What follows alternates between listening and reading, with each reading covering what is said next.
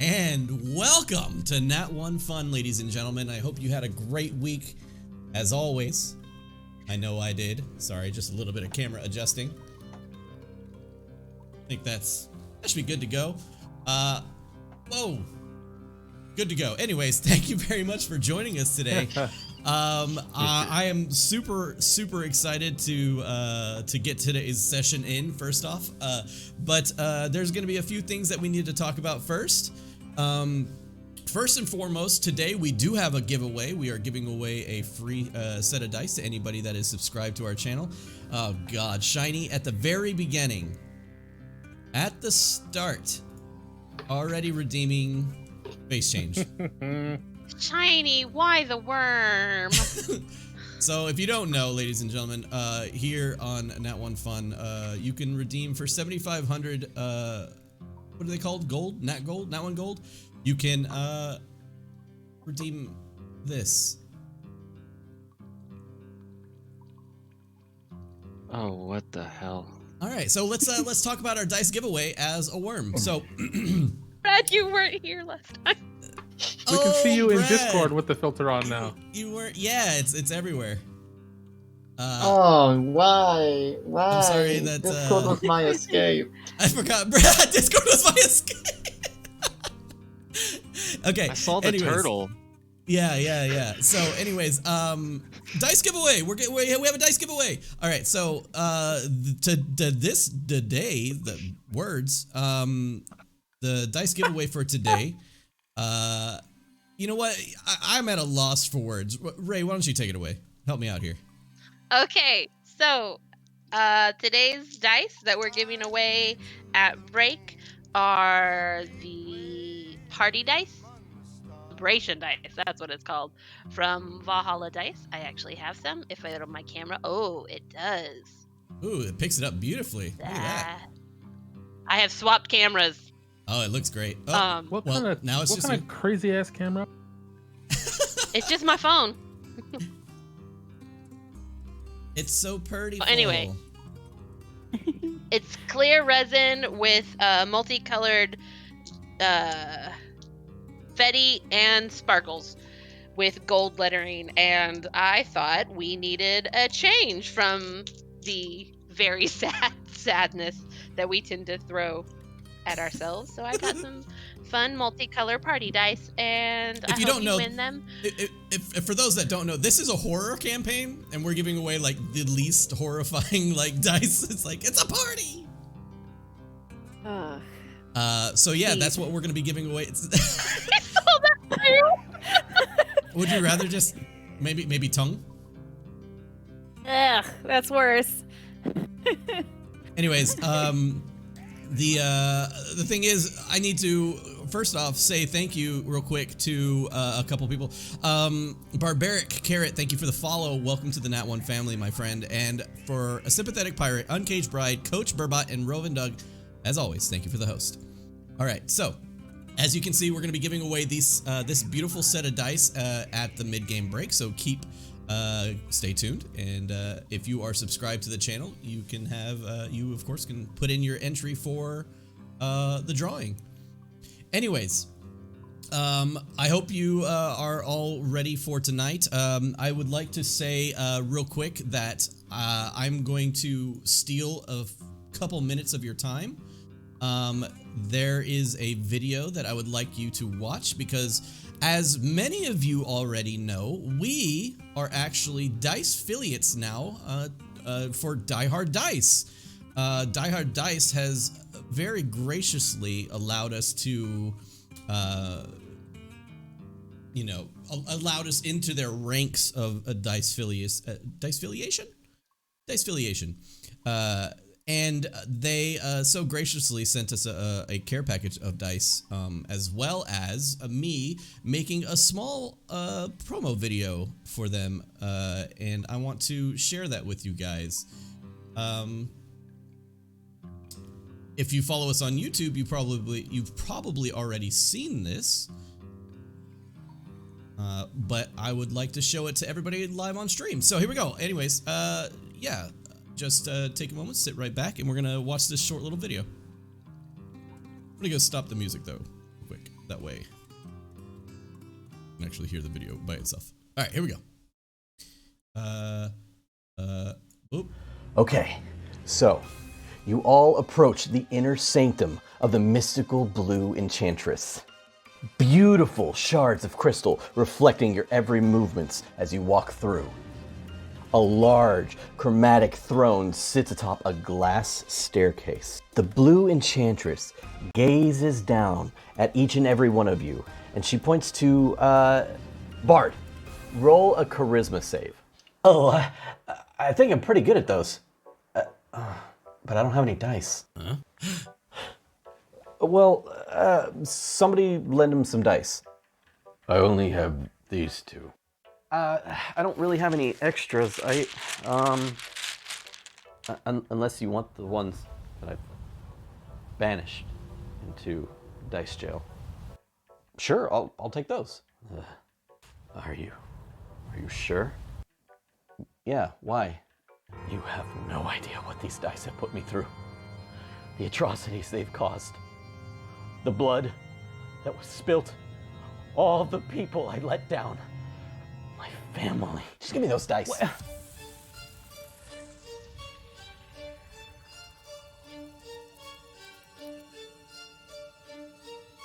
That's a beautiful set of dice, by the way.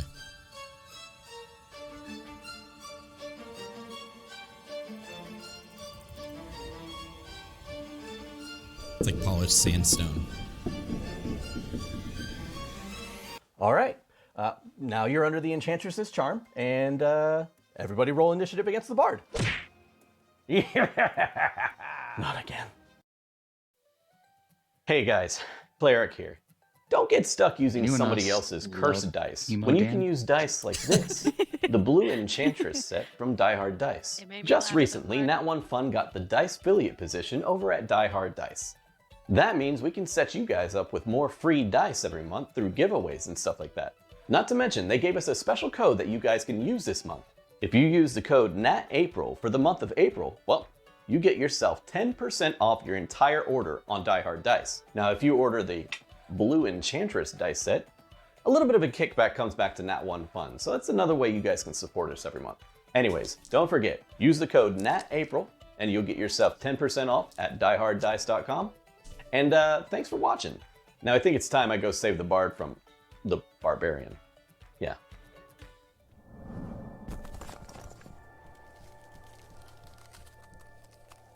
All right.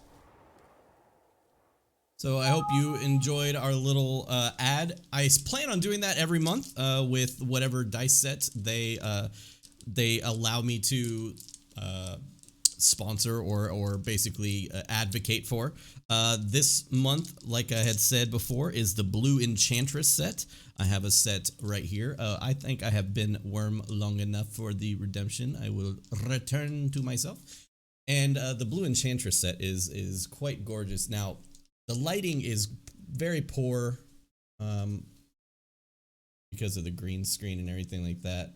Trying to light the green screen, I don't get a good look myself. But anyways, they have a purplish hue to them, but they have a wonderful semi-translucent look as well. As you can see, if I angle it just right, you can see that it is semi-translucent all the way through. And it's quite gorgeous. Like I said, it does have like the very fine like mica powder glitter in it. It is a very nice set. So if you want to support Nat1Fun, you can go ahead and order that along with your 10% off code. Now, if you don't want to support us, that's more than fine. You can absolutely go there and still use the code and get 10% off. So NatApril will still give you the 10% off if you don't end up buying the Blue Enchantress set. So that is kind of pretty much all I have to advocate for, all I have to advertise for. Do you guys have anything? Now, Grimly wasn't with us last week, and he just recently had a birthday. So everybody in chat, please give him a very happy birthday, and you can welcome him to the Dirty 30s. He has joined the likes of the rest of the old people here. Finally feel my age. It is. Yeah, it's a great decade. It's when you realize that you're finally kind of getting your life, it's starting to steady out. It's either bombing and now you're coming back up, or it's either going up and now you're bombing. So it's steadying out. So it could be either way. That's not scary. That's not scary. Get this. My wife did give me this cool dice tray. Look at this effing dice tray. Look at that thing. That is so freaking cool. Your wife is great, Brad. That is amazing. You know, right? Love it. Incredible. I do have one thing, just one, that I'd like to share. Yeah, do it. Guys, this is your opportunity. I know this is like every time I ask you, like, if you guys have anything, it's always been no. So if you ever do actually have something, feel free.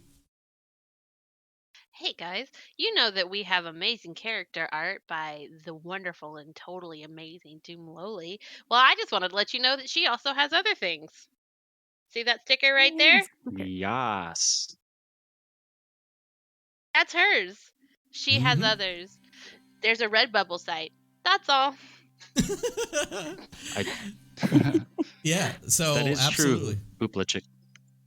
So I definitely got lucky.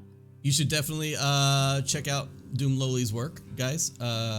If you're not familiar with it, just go on our Discord, and she is plastered all over our creative section.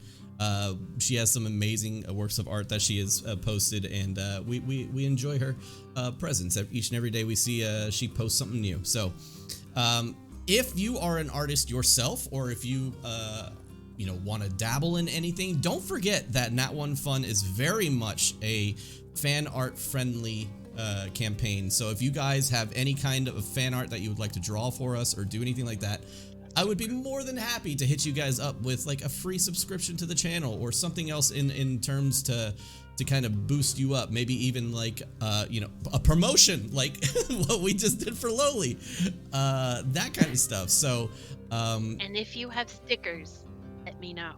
And if you have stickers, exactly. But absolutely, take a moment and decide, if that's kind of for you, that the whole artistic way of going about things, and if it seems like something that you might enjoy, we would love to be a part of it. So that's pretty much it, guys. I know this is probably one of the longer intros that we've had, but I appreciate you guys hanging around and sticking it out with us. Thank you very much, and I think it's about time we get into the intro. You guys good to go? All right, let's do this thing. Let's go.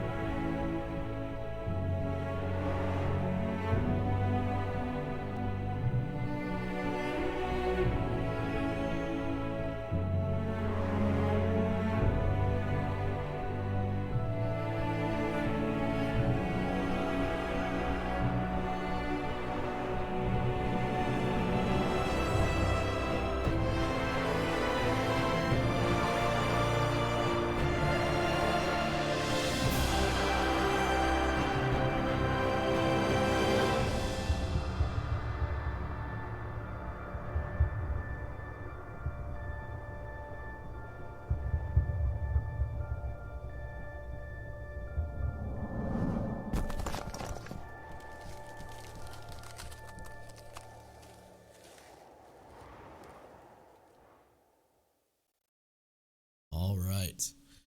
Let me shove this off to the side as it's a little bit strange with that light right in my face.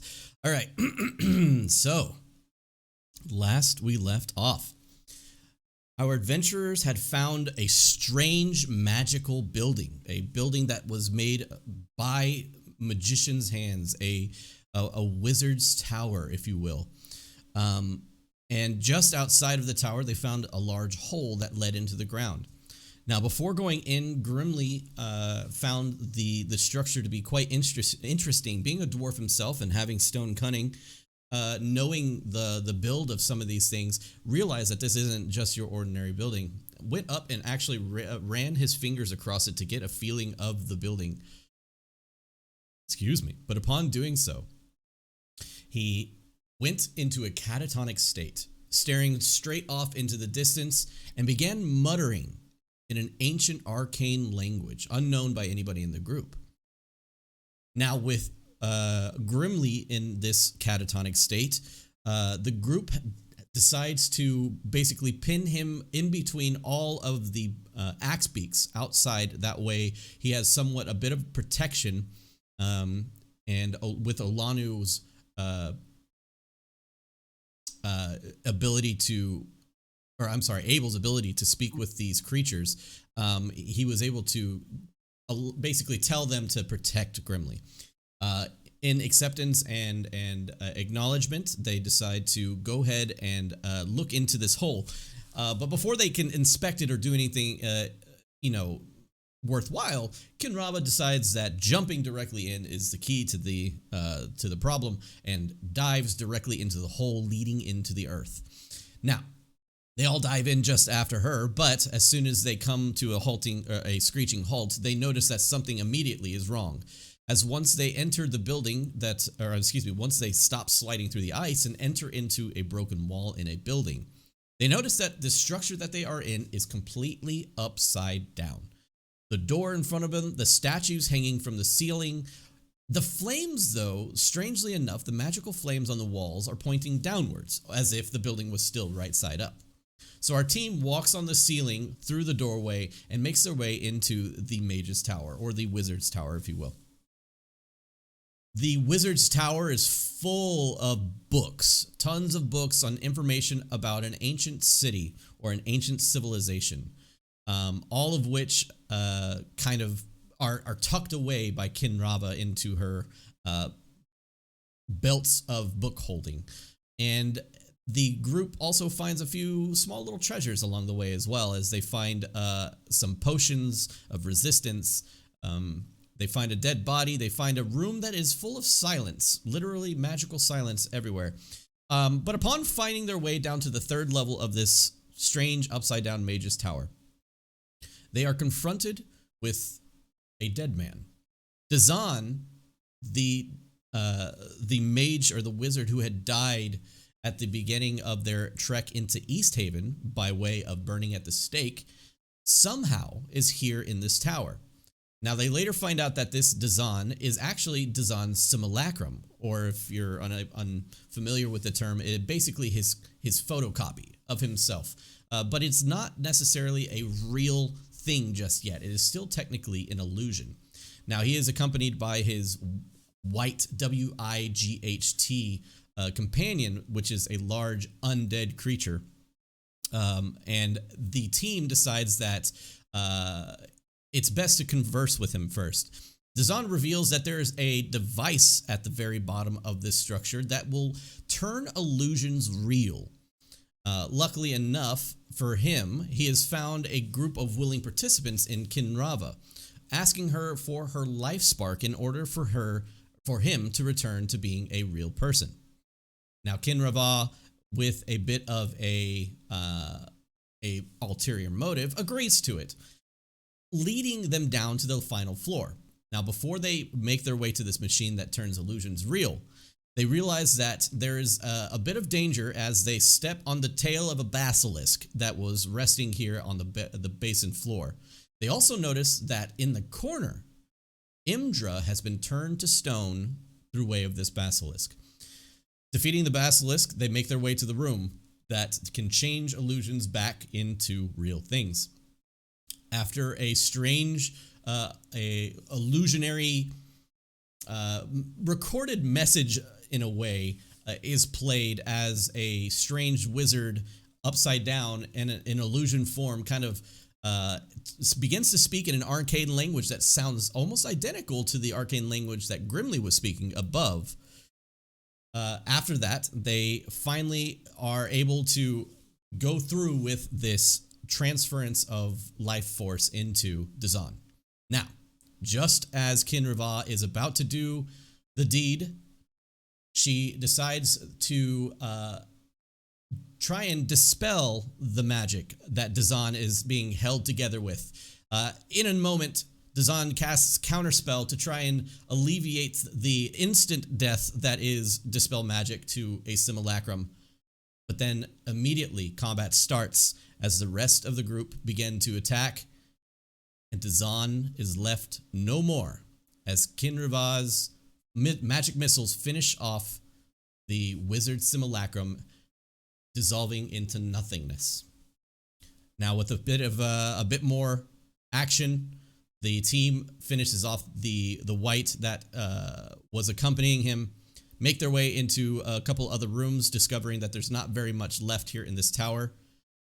And just as they are trying to figure out how they are going to get Imdra out of the basin floor here, they hear some banging around and some noises above them as a group of bugbears has found their way into this building.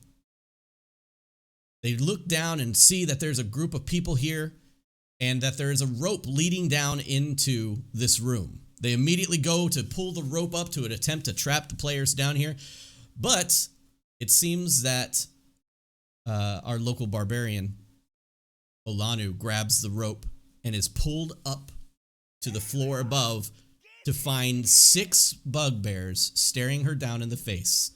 The lead bugbear stating, "All right, free prisoners!" And that is where we will pick up today's session. So, I know this is a little strange, but Olanu does not seem very happy about the situation. She gets pulled up, and immediately she sees these bugbears all cramped into this small area. And as she looks up and kind of gathers the situation, trying to figure out what her next move might be, she sees that Grimly is tied up in a rope, has been gagged, and is still staring off into the distance and is being held prisoner by these bugbear. Now, Olanu, you see that Grimly is speaking in tongues, trying to speak through the gag that is in his mouth. And you see these 6 bugbears, and they all have these large maces in their hand that are accompanied with bones, that spiky bones that are attached to it and wrapped to, of course, cause even more damage.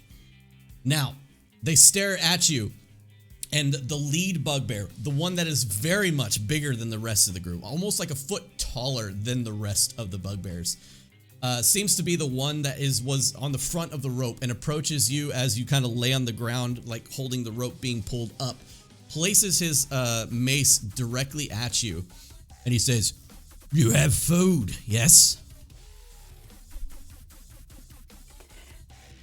They do, down there. Have to help them to get it.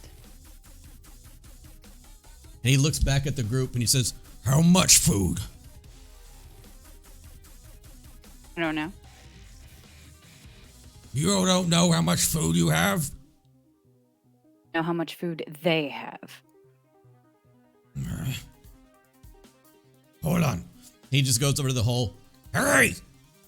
How much food do you have?" Push him in. Ah! Yeah. Yeah. Yes. All right. Olanu doesn't even look in that direction. She just literally picks up her leg and donkey kicks him right in the back of the ass as he falls into the hole, head over tea kettle, and oh yeah, he fucking Toralix with the 500 bidos. Toralix, thank you very much for that. This is madness. Tie him up. Are you kidding me? He takes 12 points of bludgeoning damage as he lands on his neck. Jeez. This, ladies and gentlemen, this is only a 15-foot fall. He lands directly on his neck. And Arth, thank you very much for the 100-bit sticker. Olanu is not very happy. And literally, like nearly snapping this dude's neck. He lands on the ground and you hear a loud crunch. And he's like, no! Olanu, the 5 bugbears in front of you are all going to go and try and grab you. A rage? Yeah, you can rage if you'd like. Perfect. Yeah, we'll do this. Can I? Okay, really? Double 19 on the dice. You can go ahead and roll a strength athletics check. Because I'm raging, I have advantage. Yep.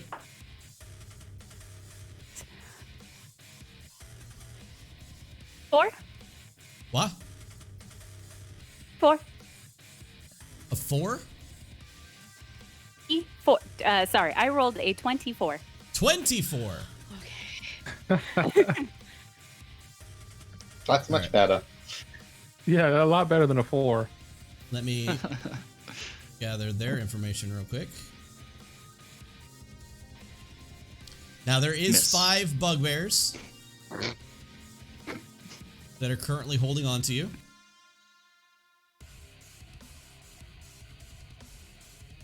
And that will be... Okay, that one fails. That one fails. All right. So one of the bugbears. Okay, so like imagine that 3 bugbears charge you and you literally just start like punching him in the face, throwing them over your shoulder, and one of them like you take and like turn him around and power bomb him onto the ground. One of them is able to like ring and wrap around and land on your back and has you in a headlock. Everybody that is down below, you see this creature is like very slowly standing up and holding his neck, almost now that he needs a sea brace. He looks up and he's like, "Gah! Wow!" And he just looks around and he's like, "Look, I didn't mean anything by it. You have food, right?" Free prisoner! No. I just draw both my short swords and just point one of them at him and just look up towards the hole. Yeah, okay. Olanu, you are like literally throwing these bugbears around. They seem to be just like trying to hold you down. One of them has a good hold on you, but other than that, he's like, "Look, this doesn't have to end like this." Actually, that's a... How about we just calm down and talk for a moment, then? Tell your friend! You see, literally, you look up across the hole, and you see a bugbear fly across the hole. Olanu, we're gonna try talking. Voice heart. Kinravah wants to talk. Nobody else agrees with her. Oh, well, fair enough then. I'm gonna try to at least get 2 more of them down there.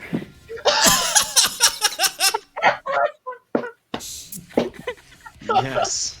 Yeah, okay, like flushing turds, you grab 2 of them by the neck and go ahead and roll strength athletics.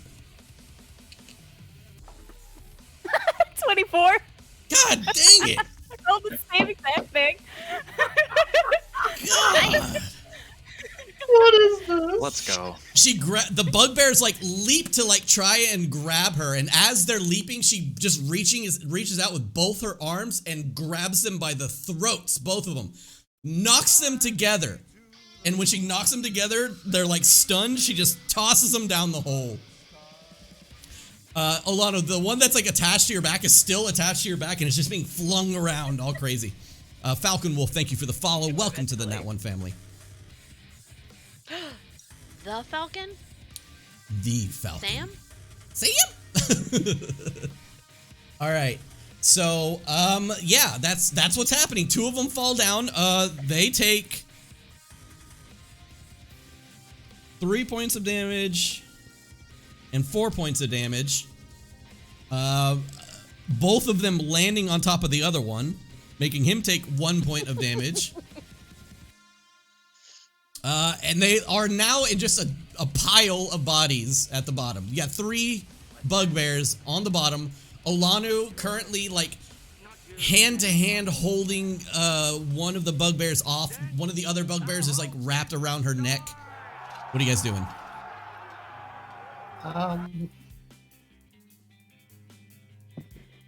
Jolly, thank you for the sub. I'm pulling out my rapier and Thank you for the also pointing it at the bugbears. Okay. First, are you... Oh, you go first, Alec. Call off your lackeys and I'll stop teaching him a lesson. You just hear like him coughing as he's like stuck underneath the other two bugbears currently. And he's like, Dorm! Grunt! Get off of her! And the one that's on your back just lets go. The other one you still just have like grasped around his forearms. And he's like, I can't! She won't let me! Don't go. He just falls back on his back and like slides. There! I called him off. Now call off your dog. My hand and tell them. I'm gonna point for the others to go against the wall, drop my rage, and start cutting Grimly loose. You just see that they've put their hand out, and then like they see you like look over at them as soon as they put their hands out, and they like drop their hand back. So She's not our dog. And that's very offensive, because we've not called you any names, though you're very ugly. Leodon, that's not nice. Look, It's very true, though. we're just hungry. I didn't think you would throw us down these holes. I mean, you did pull one of them up. What? I didn't You also expect her to picked the grab wrong onto one it. to pull up. Mm, You were stealing our rope. Well, finders keepers. does No, that mean... that well, we means that just I found- get to keep you, yeah? Yeah, that. No, you didn't find us. We found you. Oh, but see, you were dropped down here. You were You up just see there him and like dropped down here. you so just now, see his eyes like cross and like he starts scratching his head. You're just like confusing the shit out of him right now. That was my plan. One of them is like picking their nose. All right, you So wanted what to... are you doing here other than being hungry? What are we doing here? Yeah, no, just being hungry. Unfortunately, So there's... you dropped down a hole? Sorry, Kinravah. Oh no, go right ahead. Yes, we thought maybe it was like a fishing hole or maybe a seal. We could get a seal. Or maybe even a walrus. Mom loved you very much, didn't she? What? What does my mom have to do with this? Nothing. Don't worry about it. Tell you Oh. what. Yeah, you can go for it this time. Tell you what. You're clearly very driven individuals. You see him How like about if we... boast her up, like you gave him like a huge compliment, and he's like, "Hell yeah!" yeah." Yes, you're clearly very driven individuals. We have not much, but we do have a few rations that we could part with you in order to just simply be able to leave this place without any more trouble. That's fine. Do you have any gold? No. Well, I'm gonna be straight with you. We killed someone back there, and they didn't have any gold on them, so... How many of you are there? 6. I'll pull out 12 rations and just drop it on the ground. You just start kind of unpacking all the rations that sit in your pack, and you just see his kind of eyes go big. He's like, "What's that?" It's Travel food. You keep food like that? It's not good, but it's all we've got. You eat what you can out here, isn't that right? Yes. Well, there is a dead thing back there that we killed. Oh, okay. And he I'll looks also- around the room. I'll- He looks around the room and he sees the dead basilisk that is like in pieces, and he goes, "You guys gonna eat that?" Tell you what, before you No. do, may I just take a look at it first, please? See Sure. that thing? See the statue over there? Yeah, that's someone we know. That thing did it. Maybe that something from that thing could turn her back. I don't know, but if I don't at least try, I'm pretty sure the person with 2 swords over there is going to be very grumpy on the entire way back home. Hey, if you want to make friends with rocks, that's your business. I'm gonna let you do whatever you want. And I will. And he kind of just starts like making his way over to the rations, and he goes, "Would you mind if I just start passing them out? We're kind of hungry." You go right ahead. Which one of you fine gentlemen was the genius who decided to pull up a very angry Goliath? They kind of all just look at each other, and they do the triangular point where one person points at the other person, points at the other person. Who's got the rope? The rope is up. It was the first guy. Oh. Yeah, Okay. rope is up top with Olanu. Okay, yeah, so Alana's got that. Okay. Yep. Can I Chelsea have a look? Can I have a look at this basilisk? Like, Sure. see if there's anything What are you looking at? I can get.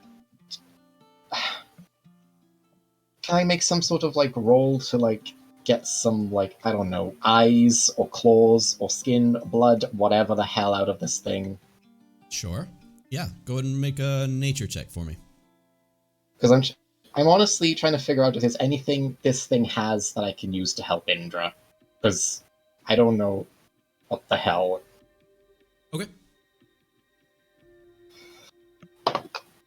Oh, that's not bad. Nature, that is a 16 plus 4, so a dirty 20. Okay. You gather that you could probably base a bit of the stomach bile that it has. You can probably turn that into some sort of probable solution to the issue, knowing that the basilisks, the way they eat their prey is to freeze them into this stone. And then once in this stone, they eat the stone itself. And as the stone is in the basilisk's body, it is then returned to its meaty form to then give the basilisks its nutrients. So the stomach bile, you are able to take it, but you note that it probably needs to be either purified or magically enhanced in some way in order to turn an entire person back from being, stonified, petrified. Right. So While you go first, Trey. I'll say while Kinravah is doing that, I'm gonna look at the bigger bugbear and say, "What do you even need gold for, anyways?" What does anybody need gold for? To pay for things. I'll drop 20 gold on the ground. You do have gold. We didn't need. And he just kind of runs over and like grabs it and like puts it up, and he has like a small like maybe a seal skin pouch on his waist, and he places the gold and he goes, "Thank you very much." Before he grabs the gold, I'm still having my sword pointed at him, and I'm saying, "Did you touch our axe beaks?" His face and like head are still like looking at his hand because his hand is like on the gold and your hand is around his wrist, and he kind of slowly looks back up and he goes,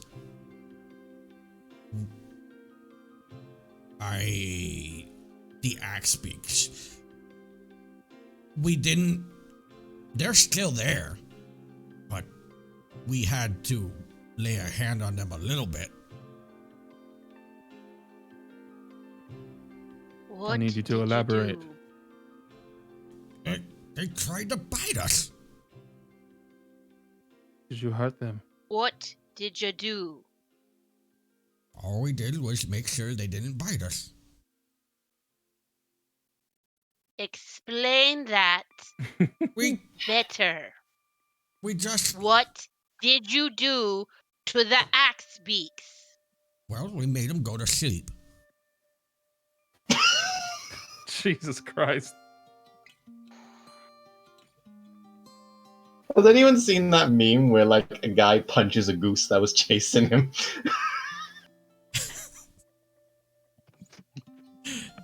Oh, God.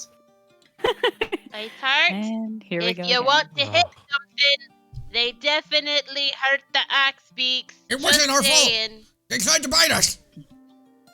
You could have left them alone. We did. We tried to. We just tried to get in the hole. We just wanted to get your friend, too. Mm-hmm. Do you know that he's our friend? Well, we figured he was your friend. He was just outside. I mean, he is. But how did you know? Intuition? You don't have any of that. Whatever, it's fine. I'll sheath my swords and start climbing up the rope if the rope is still there.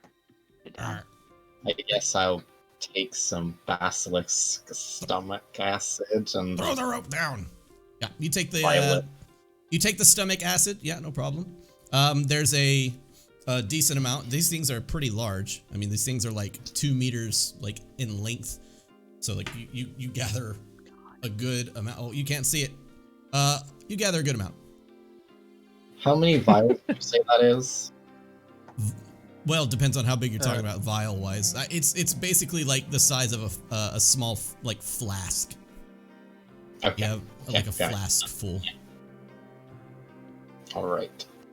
Well, I may be able to help Imdra with this. I would like to climb up the rope as well. Yep. You climb up the rope. Grimly is still speaking in tongues, and his eyes are drifting.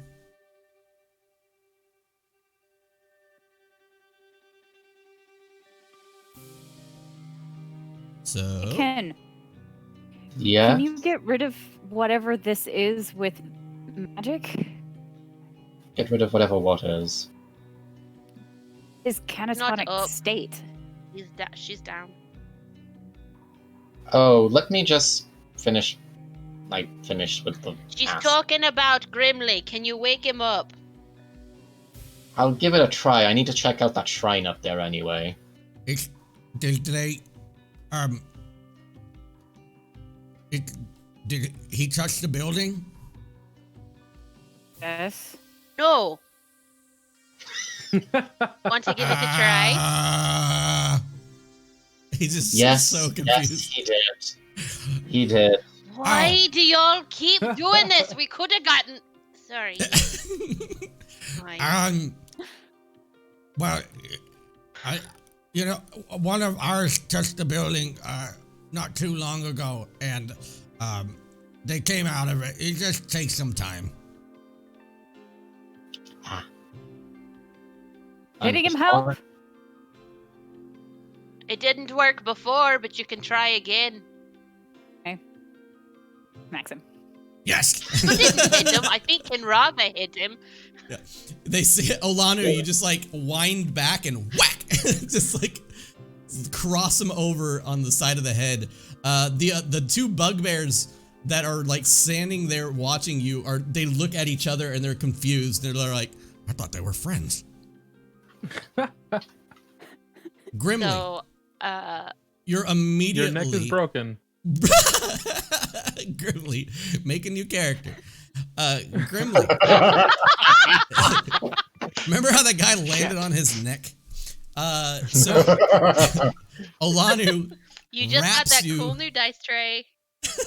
Olanu wraps you across the head. Whack! And you are snapped out of it. Your eyes like roll into the back of your head for a second, and then you blink a few times, and you are back to reality. It worked! I'm gonna quickly start asking Grimly in Dwarvish. Okay? Oh. Now, before you start talking, Grimly, I'd like to take a moment. We're going to go on an adventure, team. Okay? Oh, no. Yeah, we're going to go on an adventure. Grimly, you were out of it. You were out of it. And you were speaking in tongues, and you were doing some weird shit for the past hour and a half or so. There was some shit that was going on in your head that I'd like to talk about. Let's go with... Oh, no. The scariest music I can find. I'm trying to find the scariest music I can find. We'll just go with our Rime of the Frost Maiden theme. All right. Grimly, as you recall in last episode, because you were obviously in control of your character and doing everything that you would normally do, you walked up to the building and you touched it for whatever reason. You can blame it on your stone cunning, your complete and utter interest on what this building is either made of or who or what crafted this building. But as soon as you touched it, you went unconscious in your own mind. You blink once, and when you blink and open up your eyes again, the world goes dark around you, and you are no longer in Icewind Dale. When you open your eyes to an endless expanse of white, almost as if in a state of purgatory. Silence around you. As you look around, you look down, you can't see a floor. All it is white. There are no shadows, no nothing. You look in the sky, you look outward, no sense of depth or anything. It's just all white. You look forward, or what you believe to be forward at least, as you stand there. In the distance, you can see an archway standing alone by itself, made of stone. And you can see in the distance, from a distance at least, that there's some sort of like blue shining sigils along the frame of the archway. What you doing? Guess I start walking towards it. Okay. You start walking towards. Do I have my stuff? Yeah, you have your stuff. It's it's not like, you know, you awaken naked in school kind of thing. You start walking towards this, and you have a hard time like figuring out where the floor is at first, so you kind of stumble as you begin to walk, and you start making your way towards this archway. And as you do,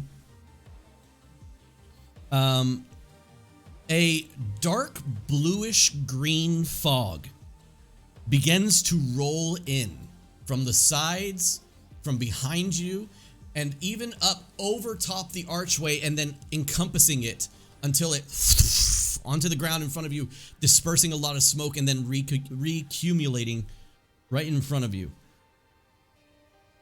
And when the fog finally gathers a lot around you, you see this greenish blue black smoke. You see that a form begins to shape itself out of the smoke as a large skull begins to emerge from the smoke actually forming the skull itself. And very much like the mummy, the mouth elongates longer than it should.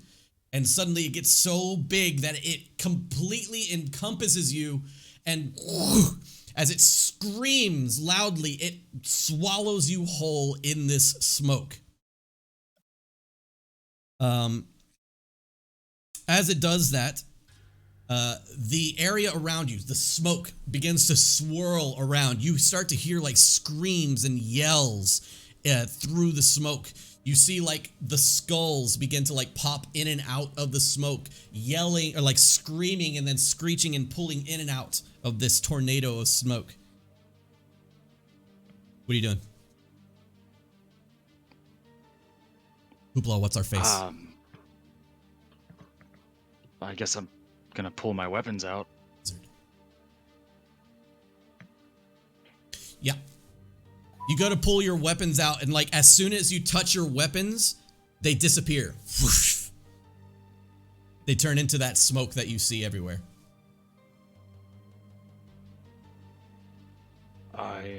The smoke will start begins, running forward then. The smoke begins to like start encompassing you further and further, and you begin to feel almost like smashed in by the smoke. Until suddenly you see a small pinprick of golden light behind the smoke, pushing its way through to see, or to your vision.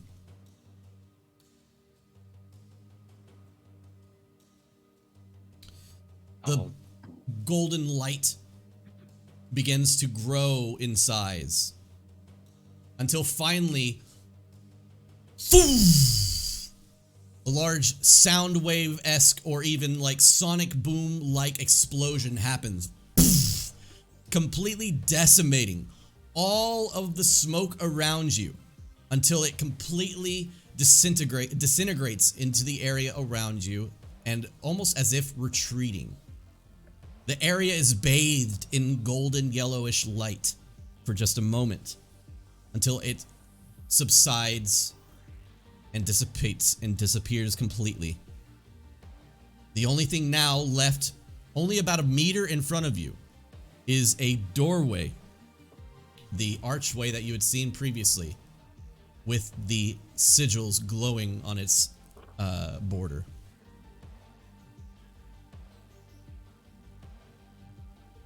I'll start walking towards it.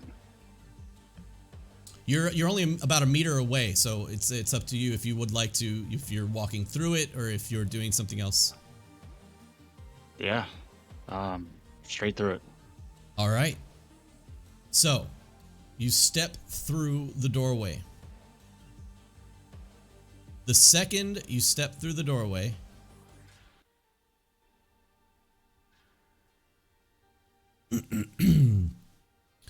mass hysteria around you. Riotous movements driven by fear. People are hysterically screaming, running about in the streets below. You see people going and grabbing their children off the streets and carrying them and sprinting off as fast as they can in every direction.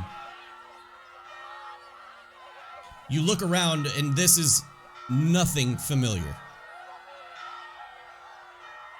But the only thing that you can see and notice as you look up are clouds passing by you at an expedient rate.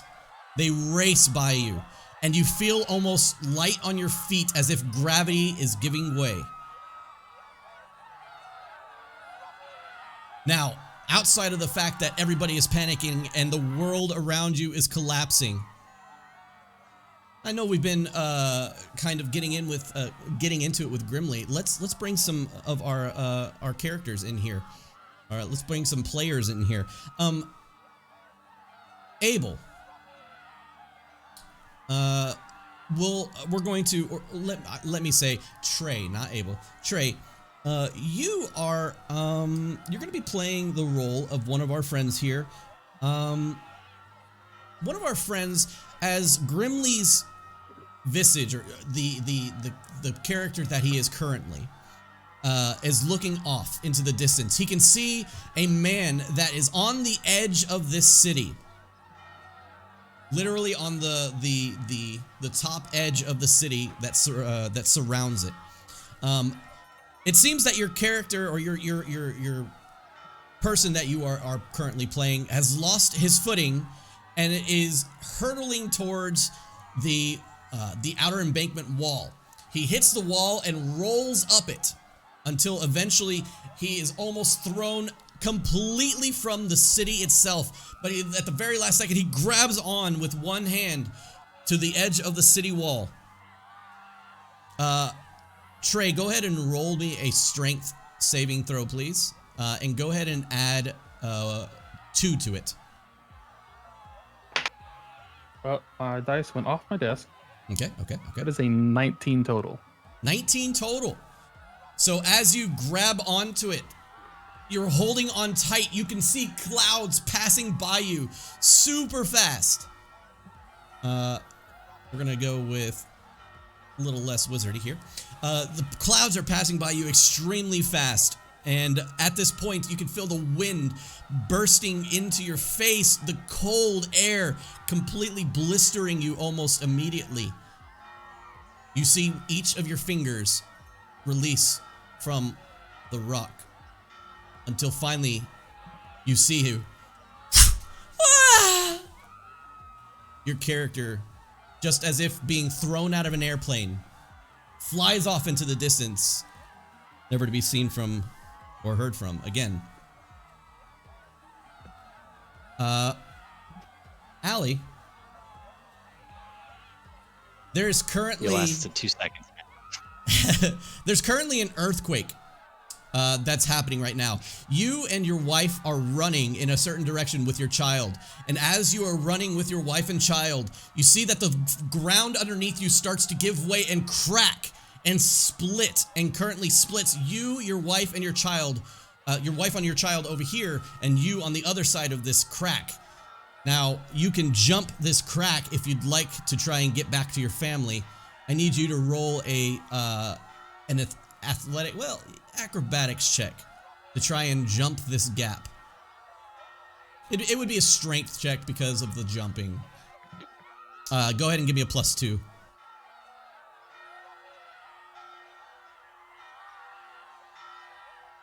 That looks great.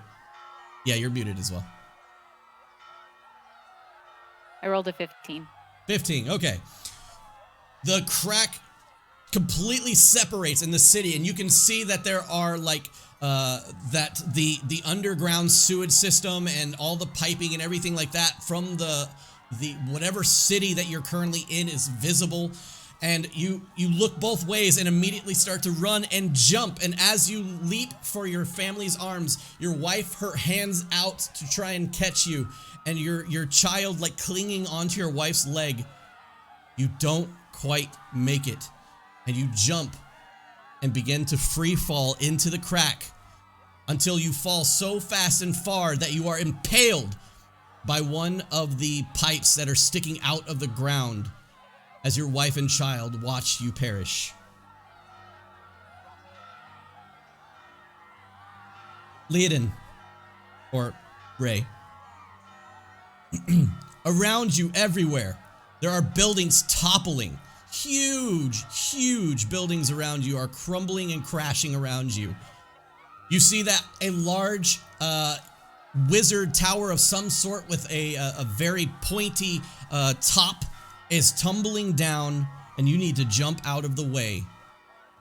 I need you to roll a acrobatics check.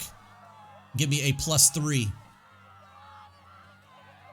19. 19. Just as you are about to jump out of the way, somebody smashes into your shoulder in a panic as they run by and causes you to not make that jump. And as you look up in your last moments, that spire inverts and plunges its way through your chest as you are impaled into the ground with your arms out and your back arched, the building completely impaling you.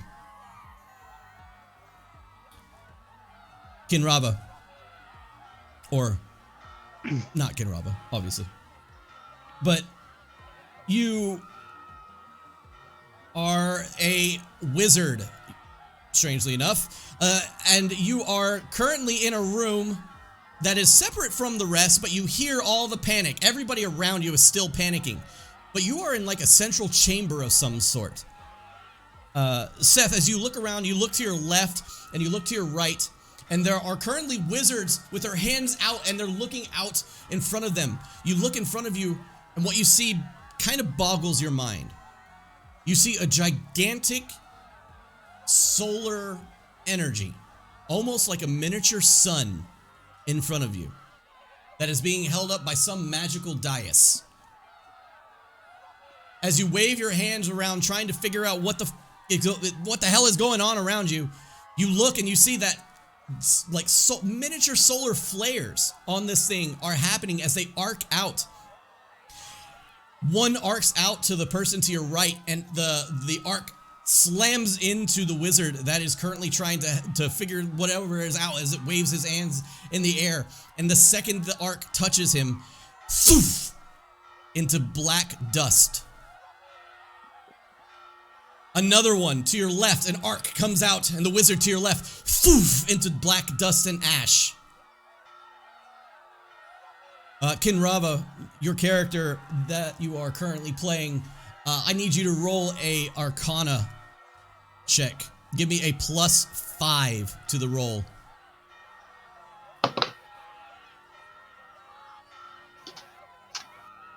Natural 1, natural 20. All right. So, with that natural 20, let me go ahead and do one of these. The wizard you're playing sees one of the arcs heading straight for him and suddenly places his hand out and deflects the spark of energy that was heading straight for him, and it deflects off into the distance. You follow it with your eyes, and as you do, you can see it strike a woman's back as she's running away, and she arches her back and into black ash. As you look off now and you try to control whatever is going on in front of you, another arc heads out and slams into the side of your skull. And before you can react, black dust. Now, Grimly, you walk through the door and you see everything that was just described. As this happens, you are in the center of a city. You look down at your hands as you feel about 2 feet taller than normal. You look down at your hands and they are the dainty hands of an elf. They're not the big oven mitts you're used to for your own hands. And you look and you see that you're quite skinny and you're wearing some sort of like some robes, some very ornate looking robes. And you can see people panicking. You realize that you are some high-ranking official of some sort, and you hear some commotion in these huge double doors, upwards of 30 or 40 feet tall, but only about 15 feet wide, 10 to 15 feet wide behind you. You rush in and open the doors to the chamber, and you are in the central spire of this city, the big Magister's area. And as you open the doors, just on the other side of what looks like a ring-like hallway, just in front of you, you see a strange and kind of terrifying sight. You see a skeletal figure, very tall, wearing very dark and ornate robes, has their hand currently on one of the mages or wizards that you somehow know, placing their hand on them and sucks the life from the mage. Now, you would think that would immediately send you into leave him alone. But for some reason, the words that come out of your mouth are more along the lines of fear and knowing that this creature or whatever this thing is in charge of you. You approach the creature who is just finishing off its siphon ability to this individual. And as you approach him, the bony structured skull swings over to look at you, and you can see almost like gemstone-like eyes as he stares into your soul, and he looks over at you. And he says, "The city is lost. Doom is imminent. Hold the doors and ensure I'm not bothered. And he looks and reaches down and rips off like a patch that was on one of the other, that was on the thing or the person that he just completely destroyed.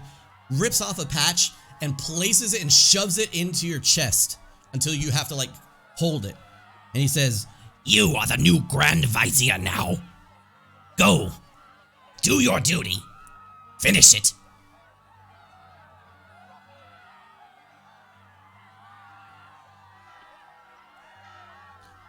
And there's another set of large double doors, and he takes his hands and slams the doors open, showing you, of course, his skeletal fingers as he does so. He slams it open and closes it behind him. What are you doing, Grimly? You feel an overwhelming sense of your time is almost up. I don't have Grimly's memories right now, do I? No. Well, I mean, you kind of technically do. But you are more along the lines of like you're in the mind of a different person and you're looking through their eyes as they think.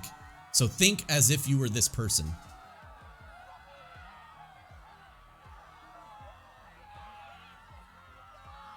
Yes, master. I'll turn around and head to the doors. You open the doors again, thoof, and you can see that the sky is essentially falling. All the buildings are collapsing. There's people just underneath rubble. People have been splattered on the ground due to collapses. People are literally being trampled. People are on the edge of the city are flying off. You see a dagger-like structure that is on the edge of the city break off and completely fly off into the distance. You know that your time is now. If you are going to do something to survive, you need to do it now.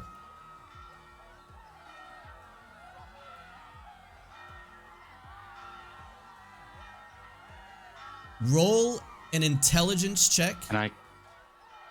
And give me a +6 to that intelligence check.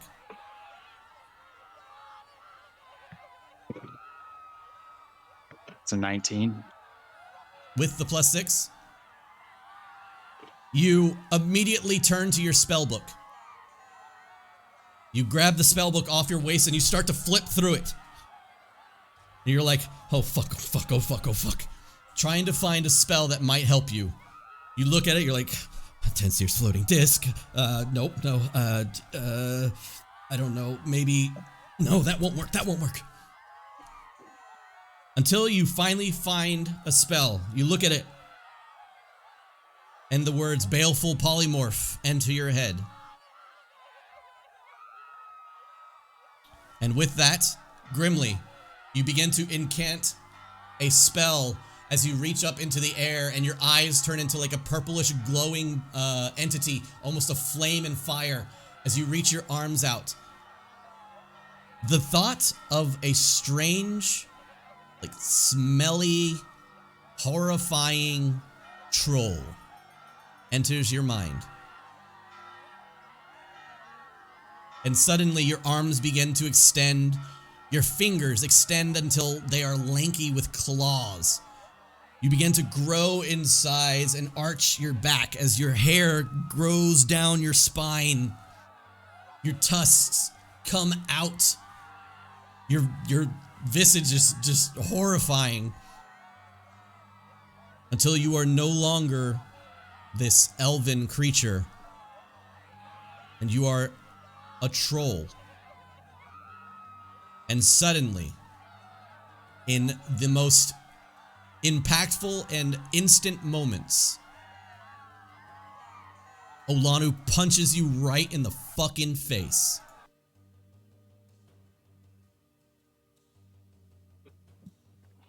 Slap! Ow.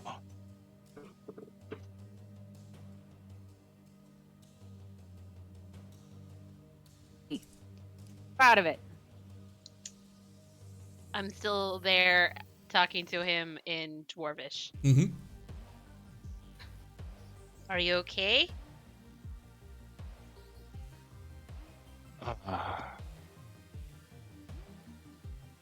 Was that real?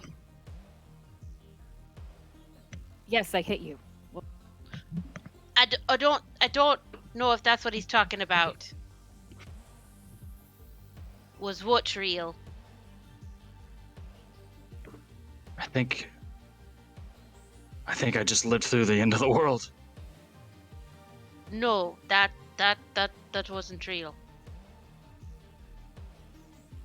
The end of our world, anyway.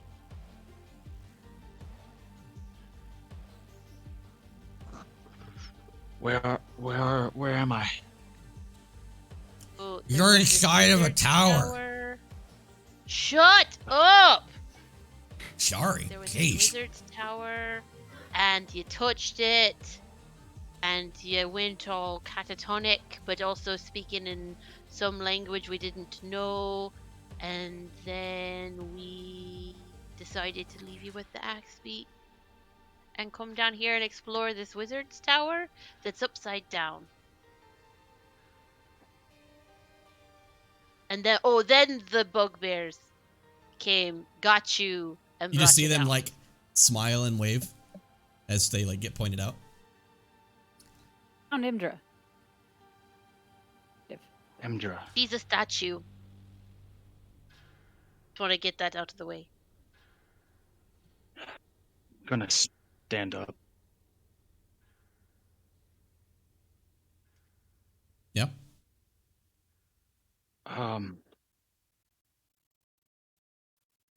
I was out of it.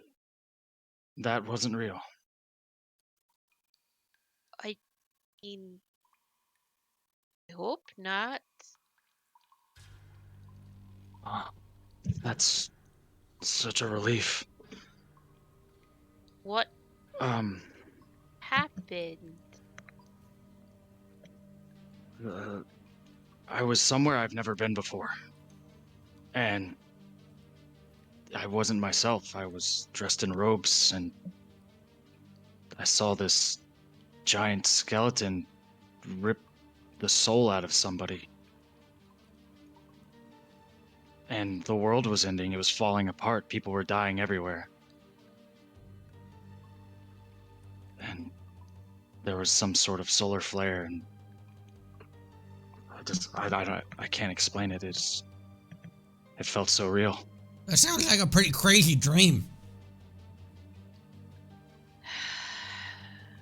You see that like, one is just like leaning over like Leodin's shoulder, like trying to look at Grimly, and totally inputting, like, or totally butting in. I said, shut up.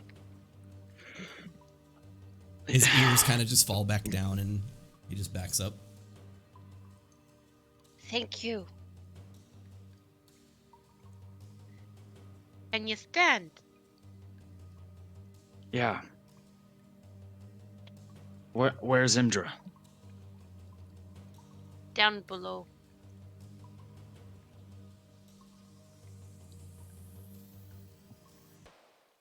Are all of you okay? I mean, yeah, for the most part. I'm very beat up down here, just for the record. But never mind. Just look down the hole. We should probably get out of this tower. Like, now. Speaking of which, I do think we should bring up a very important point here. Well, two, actually. First, I do want to still check that shrine. Second of all, look, we may be able to do something for Imdra with what I've just collected from the basilisk. But that's only going to work if she is intact. Should we possibly leave the statue here until we can get some sort of antidote or some means of reversing this? Because if we drop her while we're moving her out of this tower, that's it. No comebacks. Dunzo. Gone. We can watch her for you. For a price. Nothing you can do to help her now? I would need to actually purify this sort of... But there's no nice way of saying it. I just had to get stomach bile out of this thing. I need to actually work on it before we go anywhere. You feel like you probably need some sort of alchemist kit or supplies, you know, that kind of stuff. I'm proficient in alchemist tools, but I don't have any. I have none. So, I guess... Kinravah, do you want to join us up here? I was just figuring out if you wanted to leave the statue or not before We can always go back down. Alright then. Oh, she'll climb up. I'm not gonna have to make a strength check to climb up this rope, am I? No. Alanu just reaches down and helps you up. Yeah. I'll climb up the rope then, and then I'll... Can I poke around the shrine that's on that floor? Yeah, if you'd like. It's over there. We have all these bugbears here. Couldn't they help us pull it up? But then it's getting it back, and I don't know if your axe beak can hold you and a stone statue. Plus, I'm going to... She's going to, like, lean in and just whisper. Plus, I'm going to be entirely honest here with you. I've seen a lot of bugbears when it comes to the slave trade in the Underdark. These things are not the smartest tools in the shed. Just leave. Just give them basic instructions. What the shed? Surprising. You see one is leaning in over Leodin's shoulder yet again. I swear on all the holy things on this plane, if you don't stop leaning over my shoulder and listen to our conversations, I personally am going to take your eyes out of your skull. Have an understanding. I personally like my eyes. I will just stand over here in the corner. Sorry. To be fair, they are very pretty eyes, mister. They are very pretty eyes. And she, like, pets the top of his head. He's, like, confused.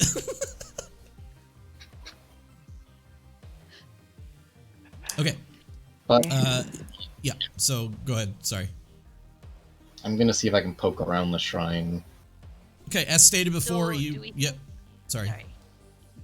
No, I was going to talk to the rest of the group. You do whatever you need to do with Okay. Kinravah. So, Kin, you walk into the other room real quick, and just to recap, there is an altar that is upside down in that room, and it is currently hanging from the ceiling, and in front of it is a large sun-like figure or star-like figure that is kind of like adorning it on the front. Would you like to try and figure out who or what that is?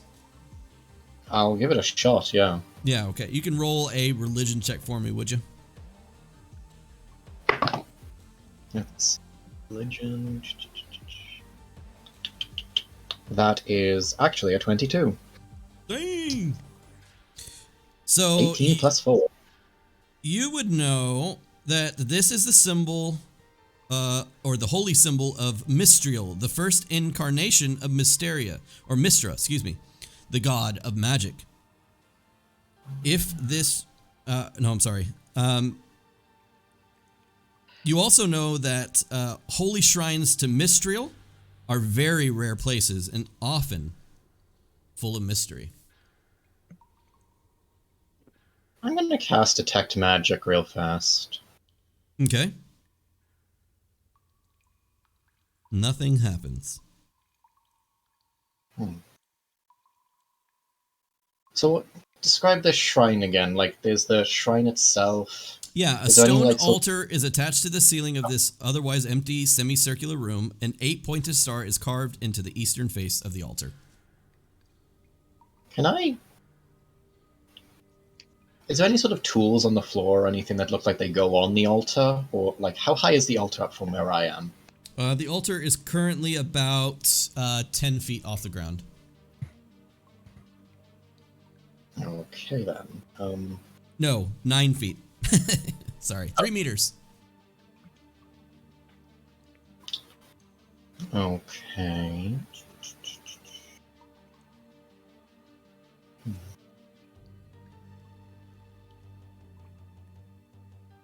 Does the architecture look familiar to me?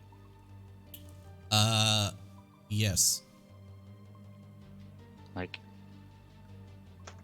recent? Like recent. Similarity? In a dream. I could have sworn I just saw. Yeah. All of you were there. The architecture is very much similar to what you had seen just recently. Okay.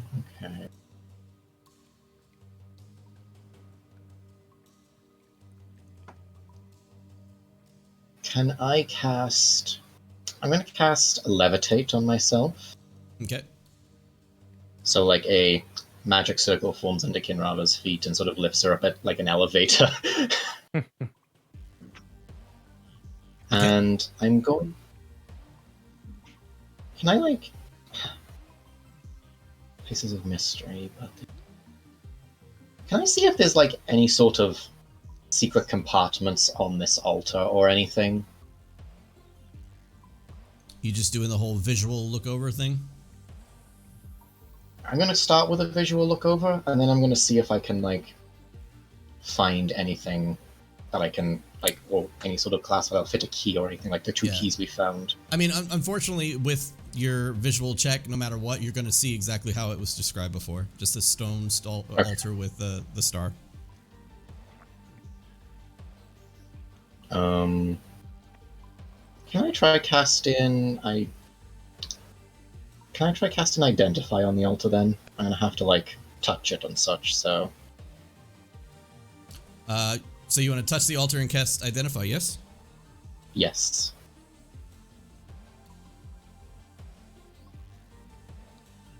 Like, I'm directly below the altar just in case, but I'm like touching it.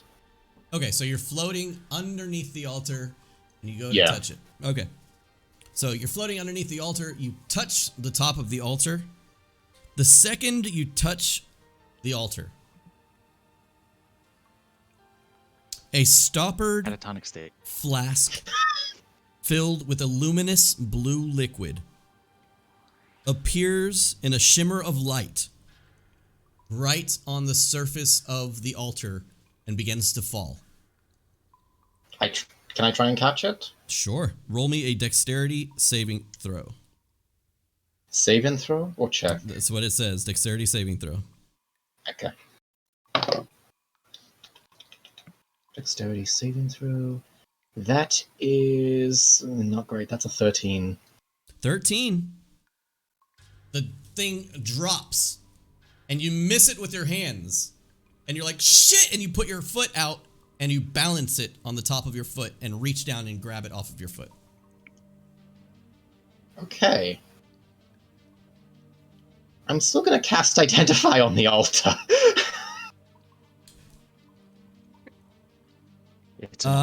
The Identify, as you cast it on the altar, the Identify comes back to you and the altar is completely inert. Okay.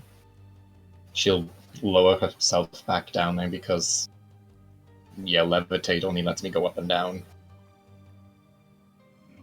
Yep.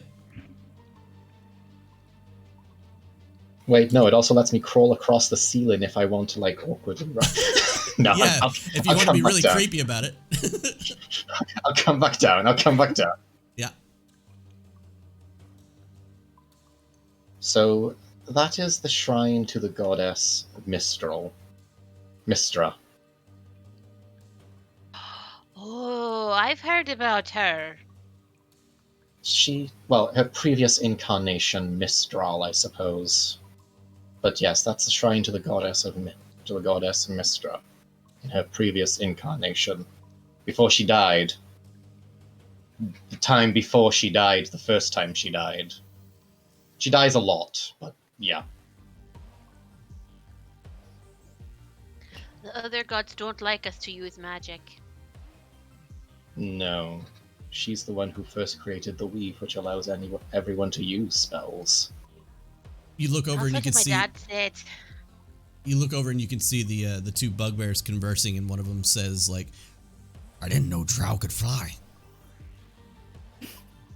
Oh, honey, that's one of my many talents, darling. They just look confused. So, what are we doing? Going to try and take the statue back, or are we gonna leave the statue? If we leave the statue, who's gonna watch it? Do we trust them? What are we gonna do? I mean, honestly, do you even need anyone to watch the statue? I mean, I'm going to be honest here. Who's going to steal a literal statue? Pretty heavy. There's a sign to the goddess of magic here. Don't know if it's wise to leave things around. Someone might come and try and destroy it. Look at the state of this place. It's in shambles. What he said. I suppose we could. He's just trying to convince us to hire him. No, I'm just adding my concerns. Well, what do you all think? It was my choice to kill Dazan, and I still stand by that choice. However, Is Dazan? Oh, you missed that part, Grim. So while you were, we came down here and we found, but I'm not 100% sure it was actually Dazan. He claims he was something called the simulacrum, or like a fake one. And he had this dead thing with him. He told us that if we took him to a place and he stole some of our life force, that he would be able to turn into a real boy. That didn't happen. And when we went down to the place, there was an image of a wizard that was speaking the same language that you were speaking, walking on the ceiling in the room. What? You muted, Ray. I didn't say anything. I don't think we should leave Imdra here. I think we should bring her back with us. I just Hard to follow, and I was there. We can help you bring her out if you want. That would be useful. For a price, of course. How about this? Do people start shooting at you when you approach the towns? Pretty much. How about if we use these to get Imdra back to one of the towns at the very least? My name is then Gork. Gork. Gork! What the... I don't know what it is. Right. What a Right. So we could use them to help us get there, for a price, of course, despite feeding you ungrateful oafs. And then we can maybe do something for Imdra. Let's do that. The closest town to us at the moment is... Actually, what is the closest town to us right now, actually? Closest town is probably Caer Dineval. Or Caer Konig, sorry. I was gonna say, I thought we came from Caer Konig. Yep, no, Konig is gonna be the closest. Easthaven is almost equidistant, but it takes longer to get there because the roads are not formed. There's like no roads that lead back to Easthaven. You can backtrack back to Caer Konig and then all the way to Easthaven through the roads that lead through 10 towns. And that's going to be just your fastest way. Should we do that then? Yeah. There's not really a guard force in Caer Konig, so there wouldn't really be many people that open fire upon sight. Oh, yeah. And That's it's just, true. you know, your big friend. No, you said these things are not very trustworthy. Oh, they're trustworthy, just not too... simple instructions.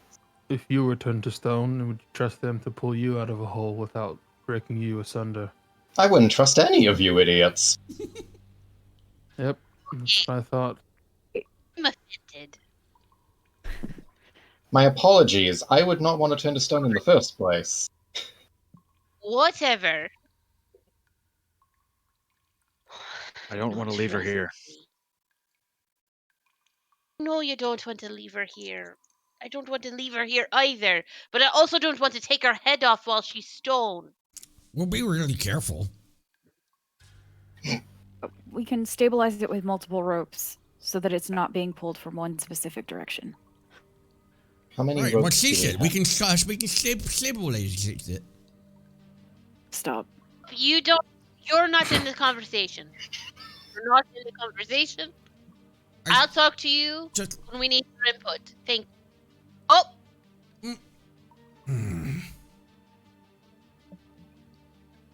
I'll take your eyeballs, and I'll eat them for dinner. Boys, Anyway. there's food down here. Get down here.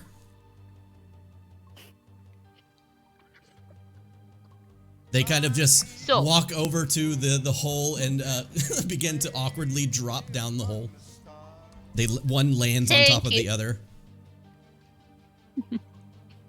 Hey, Shrub, the DM, with a raid of 12. Welcome, everybody. Shrub, the DM, everybody that came from that raid.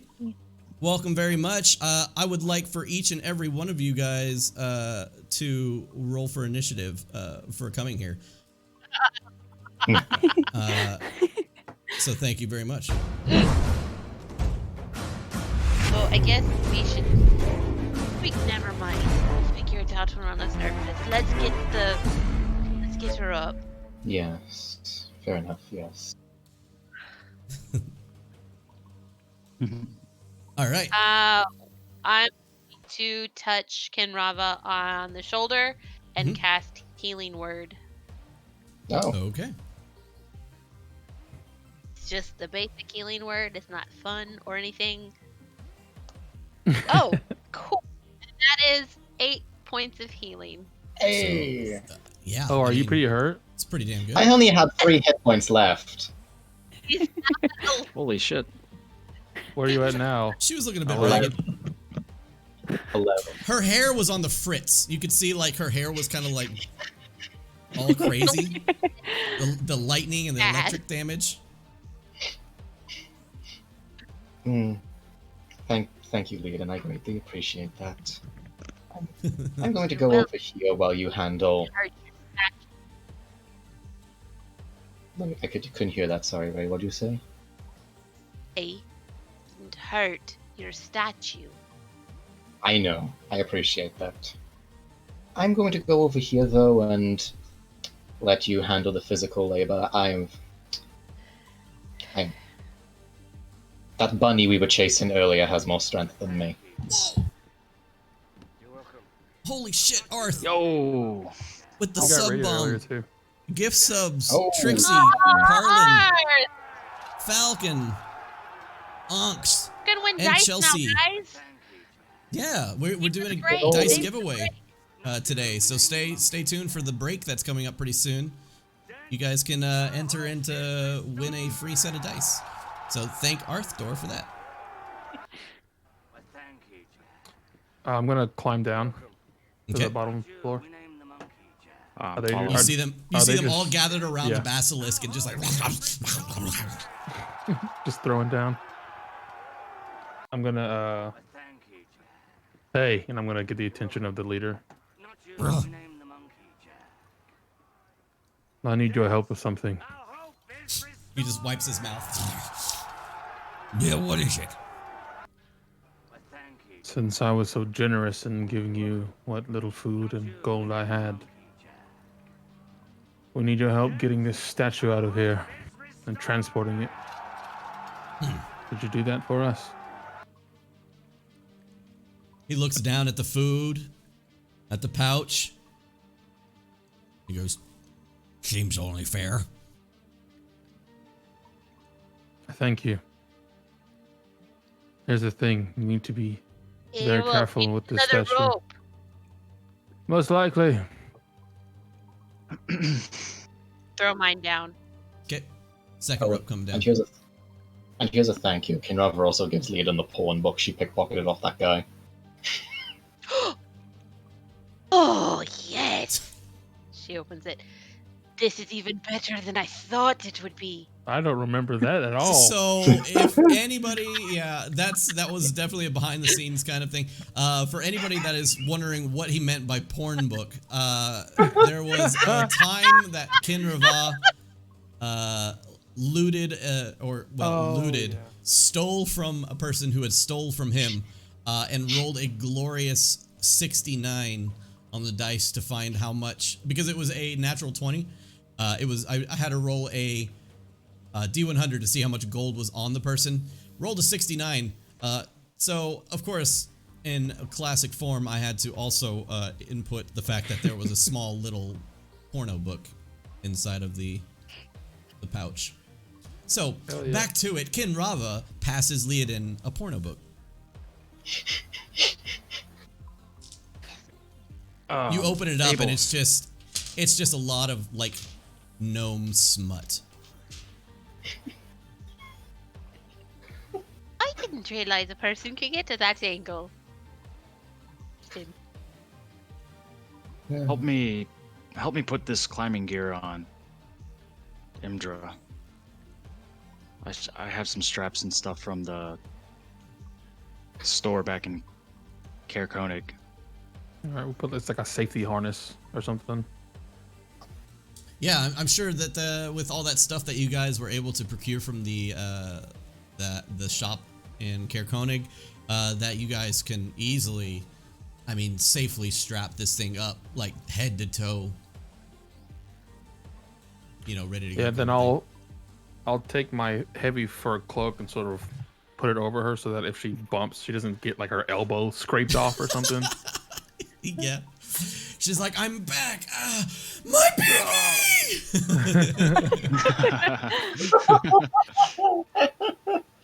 Alright. Yep. So you can wrap her up in your fur cloak, kind of giving it a bit of a buffer. And you strap her up completely with all your climbing gear. And then the bugbears are like, how are we supposed to get up now? Climb the rope. Second. So you just toss another rope down there, and they start climbing up. They get all the way to the top, and start to. All right, boys, here we go. Heave, ho! Heave, ho! Olana, you're helping as well, and pulling it. A little slower, please. You can see it's like. It's scraping, like her boot is like scraping across the ground in order to get underneath the hole. So it's like across it until finally it's directly underneath the hole, and then it starts to get lifted up. Be real cool eventually it gets all the way up to the 3rd floor.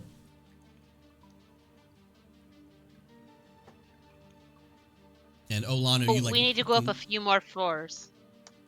I can levitate up there with the rope and help pull it down if you'd like. Why doesn't she just do that on the statue? I can't do it on heavy objects. That's stupid. We can leave you here. Once you keep talking like that. Oh, come on. And they get back to work. Until after about an hour's worth of time to pull this thing completely free of this spire. You finally crest up over the edge. Kin, you being the first one up because you can pull the ropes up. You see that currently the axe beaks that were tied up to the post outside, there is a group of axe beaks that the bugbears or whatever, your 5 axe beaks are currently off to the side, and they are, it looks like they are full up on some gigantic carcass, and they are all fast asleep.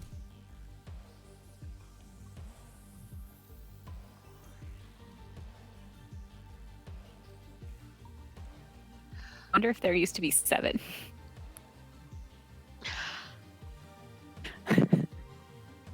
Best, don't question it. Let's just get her loaded up.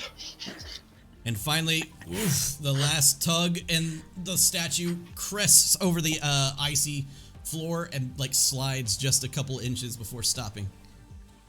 All the bugbears at like the last moment, they pull to get it up over the ledge, and they all like slam on their backs and like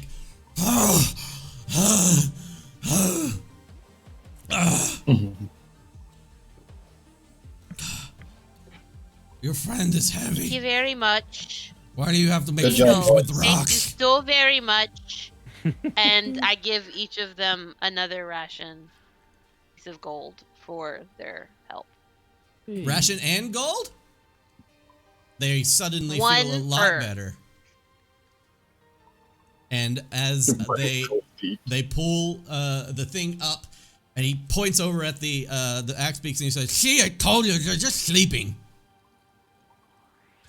What did you give them? And that's where we'll go on break. Hey. All right. So everybody that's watching, welcome first off from that huge raid. Thank you very much for hitting us up with that raid. I appreciate it. Everybody from that raid, very, very much a big welcome to each and every one of you guys. We're going to go over to this screen so we can talk. Torlix with another 500 biddies. Good Lord for the support. Absolute champion. Thank you so much. Incredible. I'm gonna clear your character, Nice. A hydrate. We got a hydrate as well from Jolly. Jolly, Guys. that hydrate includes like liquor, right? I don't have to just drink water. And you know how to hydrate. I think that's implying. We needed. Cool, we just need making a sure. dehydrate command. A dehydrate command? Ooh, I like it. Dehydrate. I like it. I like it a lot. I also really like Put a shot button on there. We'll be drunk so I was gonna say that's a little terrifying. That's a little terrifying. All right, so I'm gonna do some behind the scenes work to get our giveaway going. So, ladies and gentlemen, if you're not familiar with the way we do things here, if you are subscribed to our channel, I redeemed a stretch a while ago. Oh shit, I missed it. Sorry, Falcon. Here's your. There you go. There you go. There's your stretch. The dab.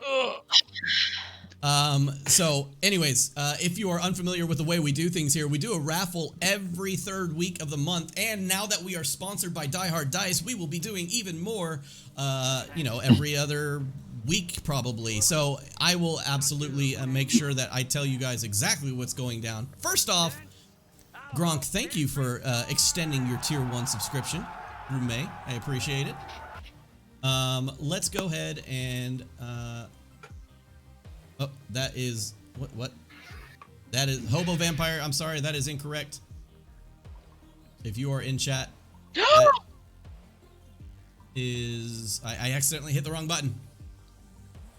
Do I know that Bobo Vampire? All right, so we are going to be adding a giveaway.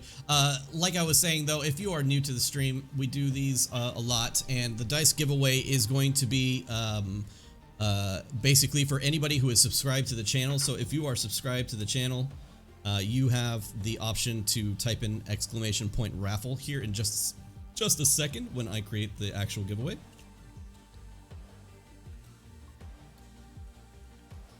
And from that point, we do a little bit of waiting and hanging out and talking and all that stuff. Now is your opportunity to hit up those Prime subs if you got them. And we're going to start today's giveaway. So today's giveaway, as said before, this one down below me, right below me, is the dice we are giving away. We even got a hype train right at the start of the freaking giveaway. Guys, now is your opportunity. If you would like to win this set of dice, type in !raffle to be put in for the raffle. Jolly, thank you for the gift sub to Jigsaw first. Appreciate it. So yeah, let's put on our giveaway music. Where are we at? Here we go. Oh no. I won't focus on it anymore. Okay, fine. Oh, we even got a flex here. This is what my arm would look like if I didn't have a shirt on. Totally. Thank you for the flex. This is what my arm looks like in a shirt. All right. Somebody can bitch a lot. Exclamation point. Raffle if you would like to be played. Oh! Arthur slapped a winner's end sticker. It is below. I don't think so. Oh, we got 2 stickers. We got 2 stickers. Hold on. We got Arth and Hoopla. So we got 3 stickers all right after, one after another. Thank you guys for the support. 300 bits right. Oh, 400 bits. We got a slap from Arthur as well. We got a no one here for me to slap though. I said knock knock sticker. Brad has gift subbed a duty boy. So That's my brother. Congratulations, duty boy. I was gonna say, is that one of yours? Welcome to Is the that the Nat1 one that family. gave you the amazing dice? Yeah, he gave me Brother? these. Arthur! Yes, good With job, a nat Brad's 20. brother. Hey, Bumblebee, knock knock. I know, it like slapped me in the face. And this beautiful D20 kind of making its way in. You might want to have exclamation point raffle again. What's that? Oh, sorry. He wanted to join the raffle. Oh yeah, absolutely. If you are currently not in the raffle for the free dice, please do so by typing exclamation point raffle, and you will be put into the drawing that we will be having here in just a minute. And you will win this beautiful set of dice right below me. Loch Ness is Loch Ness is poking the bear. You're on, Loch Ness. What is wrong with my system? It's broken! It's broken! Ray, with the 550! What the shit? Hey. Oh, it's the hype train! Hype train! Hype train, very nice. Carrying on the hype train with the 550 bits. We are on level, oh, that was level 2. We're on level 3 hype train already. Jeez. Guys, thank you for the support. You guys digging the music? Hydrate again. Hydrate, ladies and gentlemen. Hydrate.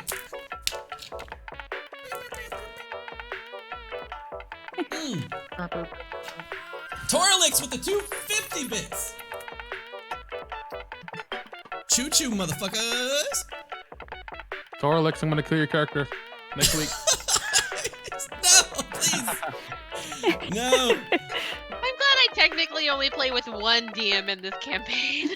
And my DM doesn't normally speak in the chat. All right, let's see here. For 0 shards. Cool. All right, Hoopla. Hey Trey, you've been challenged. Did you see that? All right, Hoopla. You can't even. Let's go. That's a big oof. That's a big oof. 500 bits coming from Yotane. Yotane. Yotane, and then a sticker from Jolly. Holy shit, Falcon with a wolf. fucking 1,000. Good God. What? No. And I'm getting slapped to shit with stickers on top of it. Jeez. I will Holy also drink to that. crap, Falcon. Big love. Yotane and Falcon coming in hard. Thank you so Falcon again. What the fucking shit? Fuck Jesus. What? Falcon with another 1,000 bits? And what the fuck is this Guys, chicken? what I love What the fuck is this? is when Oh y'all my gosh. prank Dan so much that all he can say is fuck. There's no more Falcon, words. stop! That's enough! Falcon! No! Stop! What is happening? Stop! Falcon, enough! Enough! No! No! Watch your fucking mouth. Watch your fucking mouth! Stop! Oh, Oh God! my god. I got hit with a bomb! Jesus! We're gonna go! Okay, we're gonna call it! We're gonna call it! Guys, if you want to be in on this... Anonymous! Jesus Christ, Anonymous! Oh no. 500 bits from an anonymous cheerer! Oh my God! What the fuck? This hype train is insane! What the level fuck? 5 right now. 112%. What the fuck? Holy shit! Where did that come from? My mind is absolutely blown. What the fuck? Falcon, coming in here with like a gajillion bits.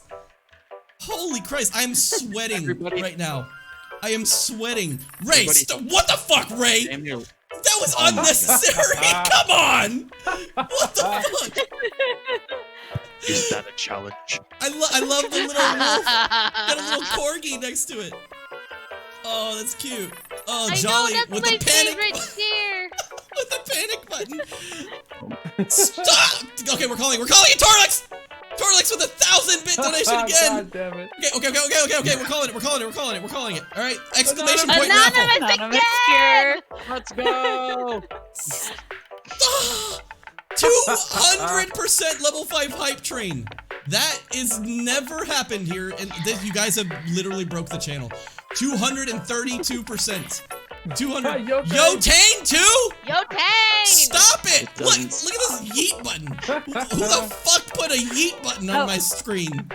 Arthur? Guys, exclamation point raffle to get these dice. I'm gonna call it in the next 20 seconds. You have 20 seconds, exclamation point raffle. Okay, that's enough. Oh, Christ. We really actually got enough for a sticker party? Potty mouth. Oh my god. Potty mouth. All right, sticker party. Everybody, you can go down below the stream and put as many stickers as you'd like up on the screen right now. For free. Is everybody in the raffle? True. While we get fucking plastered with stickers. And by we, it's just Dan. It's just me Both right of us now. look really pretty. I am closing entries on the raffle. I am 242% level 5 hype train. I am screenshotting this. Holy shit. That's incredible. Holy shit. My wife is gonna lose her fucking mind. I'm gonna be like, Queen Bee! I don't know what happened. Don't be Beyonce. I'm literally... Jesus Christ, Yotane, stop it. It's just... He's already dead! They're so cute. More Grimleys.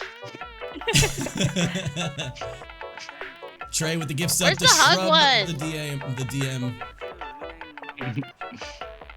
Thank you very much for the gift sub. Shrub the DM, welcome to the Nat1 family. I am saving this shit. Wait, did it go up even more? What is it now? 272. Anonymous, Oh my goodness. you wonderful person. You. We're gonna hit 300%. I'm gonna, yeah, we're already Yeah, we at are. We're already at 299. All right, so we are going to pick the winner. Get off of my face, stickers. Get the fuck out of here. Get out of here. Go. Get out of here. Go. Cover him. Go. Go. Someone just recently put this one up. Get out of here. God damn it. Okay, well, now the stickers are gone. Here we go. Ladies and gentlemen, the winner of getting today's bit. contest. The winner of today's contest and these dice below me is... Are you kidding me? Arthdor!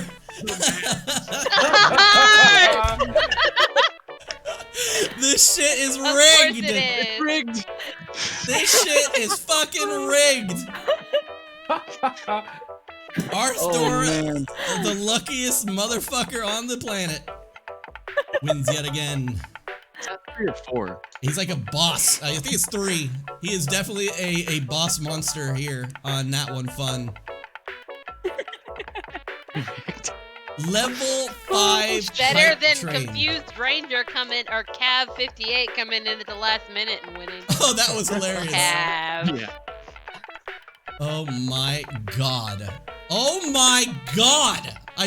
Oh my god. Sorry, the amount of bits that came in during that is That was disgusting. We kind of did it on purpose. I mean, they kind of did it on purpose. I am literally full-blown swimming in my own sweat. This is... That was too much. I'm gonna go cool down. I'm gonna have a pee. I'm gonna go fill up my cup with maybe some grandpa's medicine. And then we'll make our way back here. Congratulations, Arth, you absolute monster, for all your support, everything you do for us on Nat1Fun. There is no, no shame in winning that many times. Thank you so much for everything you do for us here on Nat1Fun, all the support you show. Everybody else, don't miss our next dice giveaway. We have one currently. We have a dice giveaway that is currently on Twitter. Go check out Nat1Fun's Twitter while we are on break. Brad, you got something? Yeah, chat. I'm gonna go ahead and pay for a dice giveaway next week. Just to keep it rolling. Jesus Christ! I gotta do it again. So we're gonna do another. Okay. Yeah, I'll pick them out for you. All right. All right, you heard it here first, ladies and gentlemen. Next week we have another dice giveaway. Check out our Discord, and you can absolutely be notified on exactly what dice we are going to be giving away next week. Falcon, Bumblebee, can I just get a birthday shout out, please? Falcon! Yes! A birthday shout out? Falcon? That's all you want? Happy birthday! Happy birthday! Hold on. The bard's gonna sing. Ready? What? Happy birthday to you. To you. Happy birthday to you. Happy birthday, dear Falcon. Happy birthday to you. Wow.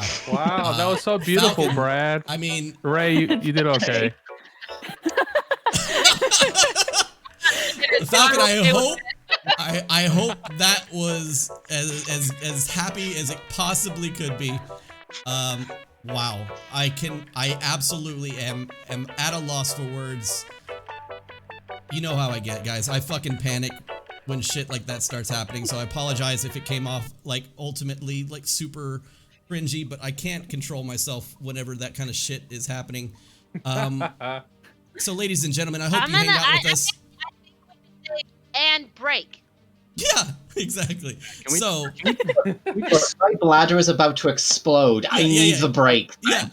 So guys, let's take this moment. We'll be right back with you. Please don't go anywhere. In the meantime, please check out our Discord, our Twitter, and have fun with all this fan art that is about to pop up on screen, guys. We'll be back here in just a second. Spam those love emotes.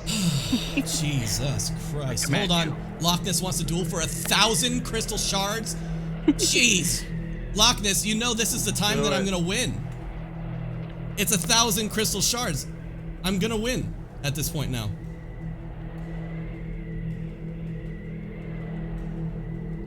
Wait a minute. Was it too late? It was too late.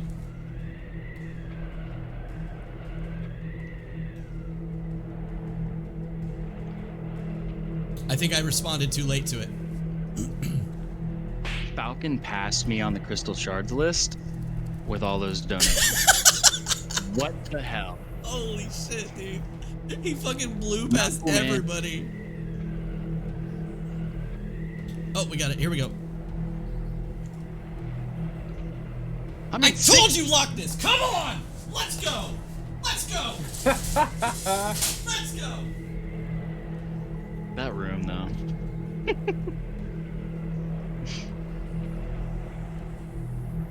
Alright. Definitely need a bathroom. I demand love emotes. Spam them.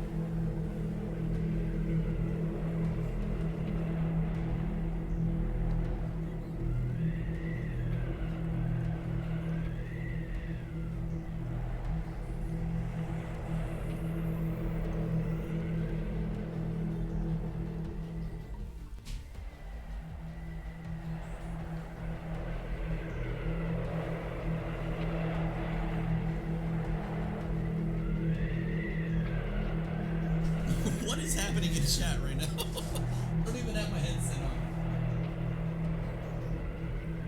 It's turned into like Mad Max over here. What the fuck? Witness me! Witness me! What is happening? Chat, what the fuck is happening?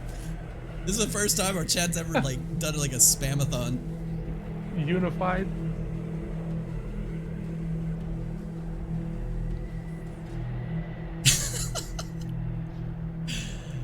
Oh God. I am still fucking out of my mind right now.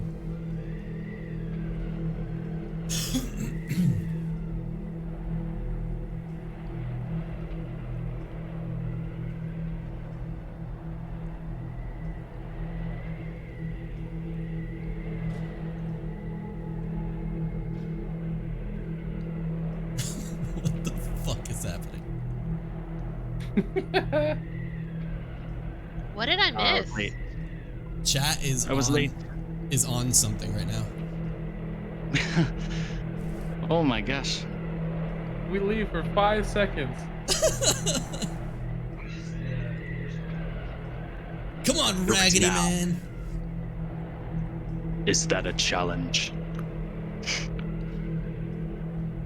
That's my Mufasa. I've never actually seen The Lion King. What? Oh, you had a sad childhood. Yeah. I'm sorry. I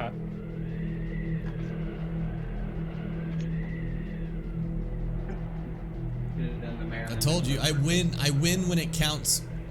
I win when it counts, Loch Ness. Get out of my house. Get out. No, seriously, get out of his house. No, please fucking don't go. But really, don't leave the stream. Though. Don't Please, leave the please stream. don't Don't leave the stream.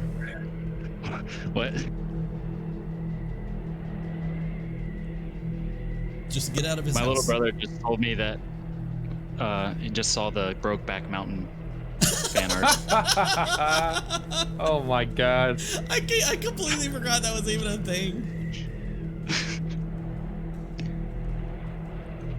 Ride him, cowboy. I caught them all up on our on where we're at. I said challenge all. It's duel all. Must duel. I have a friend who's in basic training that I just got a letter from them, and part of the letter was, "Will you catch me up on what's happening in Icewind Dale?"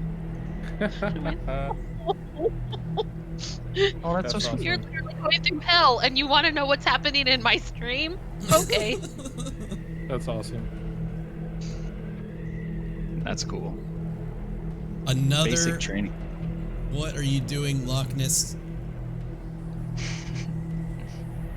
This is not the time, Loch Ness. I'm on a fucking roll.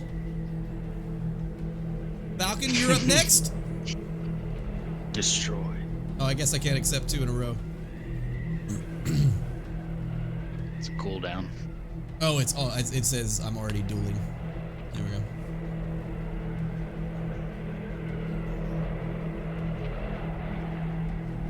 I'm telling you, I can't lose. I can't lose now that I've won. That's how it works.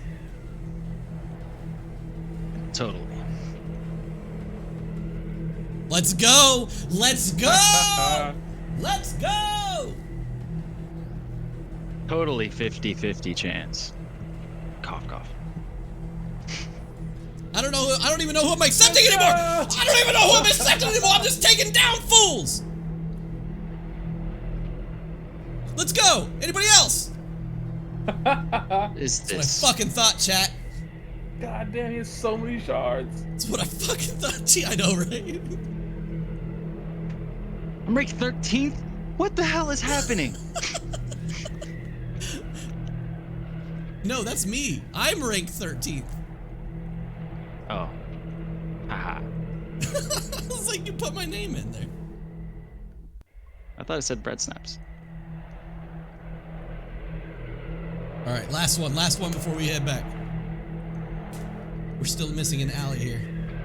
I can't lose! I can't lose! I can't lose! Everybody's going after you now, Dan. Keep feeding Bumblebee. It's bad. So that you all fall. You can come at me all night long right now, and I am still gonna take every one of you motherfuckers! Every one! Who's next? Who's next? Back to 4th.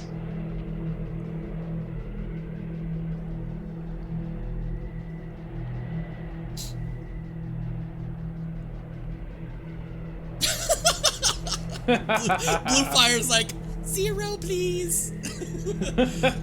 0. I ain't gonna waste my time with that Blue Fire.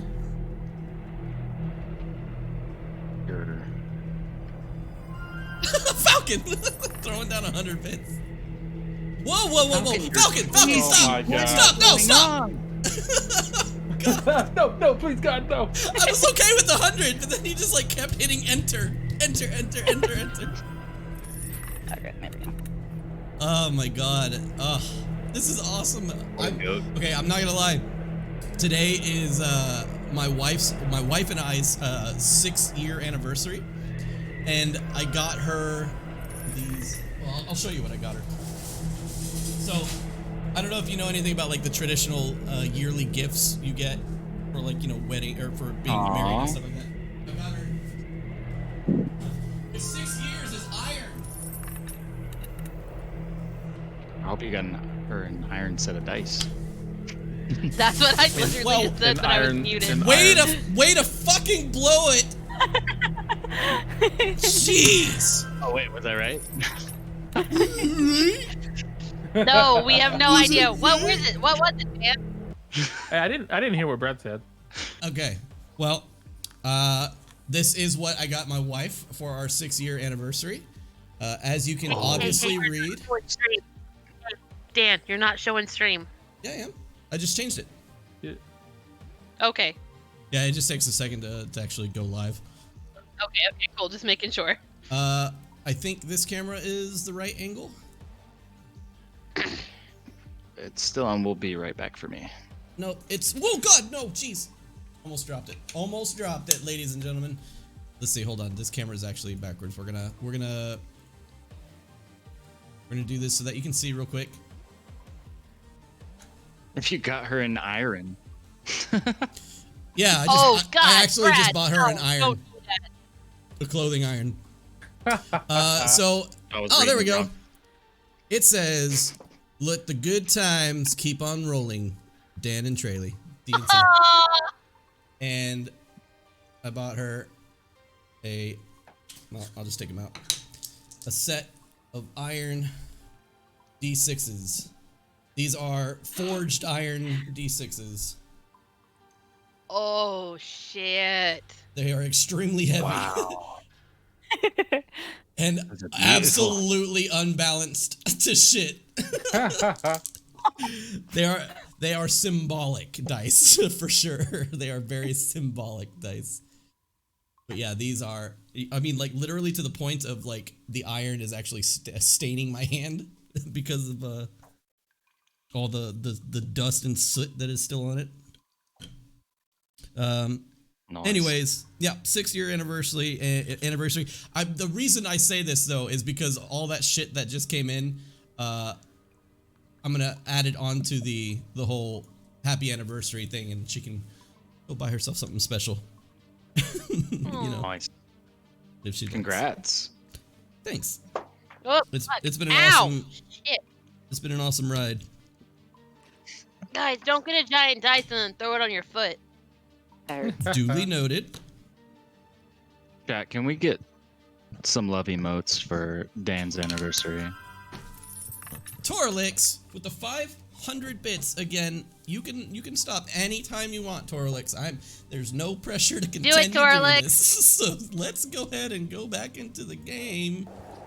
Happy anniversary! Thanks, Torlix. That is very sweet of you. I appreciate it. This is to each and every one of you guys that just, I don't know, bombed the fucking channel with bits and love and support. Cheers to you all. Cheers to every one of you guys. Thank you very much. Cheers. Raise a toast. Thank you guys. Love you all. Let's make Dan cry. Let's not. Let's I like not. that idea. Let's make him cry. Let's not. Make him cry. God damn it! Okay. Well, now I'm gonna cry. Somebody ban Arth. Somebody ban Arth. That's please. the final Oh! straw. / Nobody ban listened to Dan at that point. Nobody ban Arth. at Arth. Okay. Sorry, Arth, but we're gonna have to revoke your dice win. What the hell? Whoa! Wow. Whoa! Whoa! Trash boat coming in I here misspelled it. with Fuck! 10 gift subs. That is not cheap. Trash boat. 10 gift subs. Code E5 or I'm sorry, I don't know numbers anymore. Code E88SC. Immortal TV, Drowsy Dreams, Ed J Lopez. Oh balls. Oh balls. Oh balls. Stop. Ed J Lopez 33, Angel Shibe, Colt Gemini, Josie is okay, Carrie Trickfoot, Tuffy1, Chaotician Rider, and then Cav coming in with 2 gift subs, Moulange and Graffin. Cav, I've already talked about you. I would like to play D&D sometime today, guys. I don't know about you, but I'd like to play some D&D. This is in no way trying to be offensive to anybody. If you guys could keep the donations and the extreme hype and all that stuff till the end of the stream, for my ADHD self, ADHD self, I would appreciate you just leave me alone for a little bit so we can actually stream and play some D&D. Okay. All right. Here we go. I'm gonna pause the annotations because it's just gonna keep it's just gonna keep rolling for like the next 30 minutes because of that huge gift, Bob. All right. Oh, and that's just so many notes. Ready? Wait, is this a gaming stream? I feel like this is just like a real life stream. What are those real life streamers or I forget what they say, the ones that just stream their fucking like bathroom breaks, whatever they do. I don't. You know the ones that like eat food in front of the camera and call it streaming. Hot tub. Yeah, hot tub content, baby. Yeah, IRL, IRL. Yeah, we reach like 100 subs. We'll do like a hot tub stream or something like that. No. All right. So let's get back into it. Ladies and gentlemen, this is where we're going to cut the YouTube video, by the way, so that all that shit that just happened won't be like you don't have to listen to all that. Duty boy with the sticker slap. Thank you very much. All the other stuff they have to listen to, but Yeah. right now we're cutting the YouTube. We're skipping to right now, and I'm making all these movements so that I can see this in the video and immediately make the cut. All right. All right, so we pick up again. I like your karate moves, Dan. Thanks. I've been watching a lot of Sunny, Always Sunny in Philadelphia, and I've been learning. Oh, that's my favorite show. Some karate moves. Anyways, we pick back up as the bugbears reveal their ability to put these things to sleep by bashing them on the head when they are eating, and they are unconscious but alive. I'm not the only one seeing like the forest background on Ali's cup right now, am I? She's got that green cup going on. I got a green can. Oh. All right. Okay. So Anyway, they reveal that to you, and they pull the body up, and they're all sweaty and they've been worked out, and they kind of just look over at you. The main one looks over and says, "Now what?" 2K Koenig? Yes. Go, Nick. Hold on, we're not going to the city, are we? Or the town. We can break off before we get there, if that makes you feel more comfortable. I'm surprised you haven't killed us yet, let alone the people in the towns.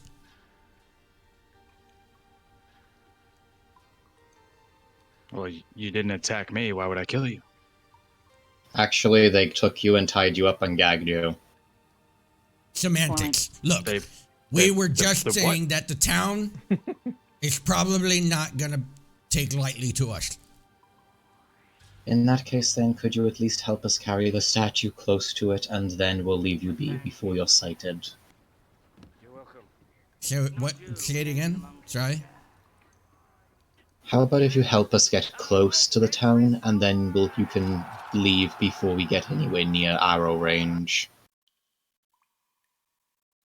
He just kind of turns to the people, and they do like a little football huddle. He looks over. I'm gonna sneak up behind one of them. Specifically the... Oh, damn it. They went too fast. Yeah, he turned around just to say, we're doing this. And then he turns around again and says, deal.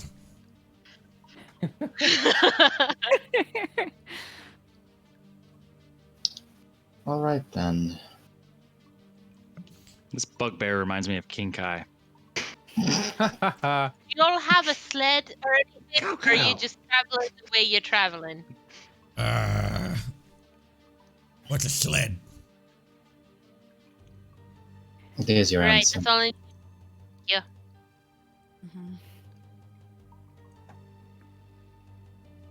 You see like a menagerie of like some of their supplies and stuff like that they've piled up and like next to the hole.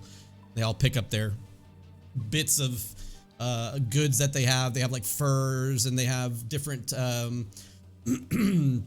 like sticks and survival equipment and stuff like that.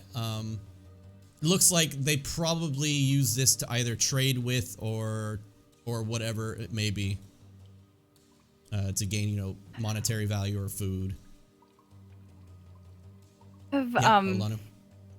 Big was that carcass that they were letting our axe beaks eat? Pretty big. I mean, it was probably the size of like one of your axe beaks, but maybe a little bit bigger. Awesome. To tip the Imdra statue over so it lays on it, and then tie ropes to it to drag that. Okay. How about if we wrap the statue in some of our sleeping bags first? Okay. I don't particularly want my sleeping bag just running on the ground. I think Iceheart got a pretty good idea if we're just gonna use the carcass. Fair enough then. Thank you for the sticker, Corey.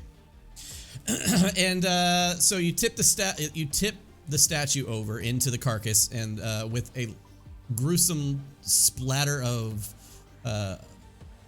guts and entrails and nastiness that is this carcass, you can clearly see now that this was some sort of walrus or something with large, lengthy tusks. You push it onto it, and it just squishes most of it, but then you have her tied up enough to where you can pull her along with the carcass. Carcass doesn't look like it's going to be able to be pulled out from under it, even if you tried, with all the weight that sits on top of it now.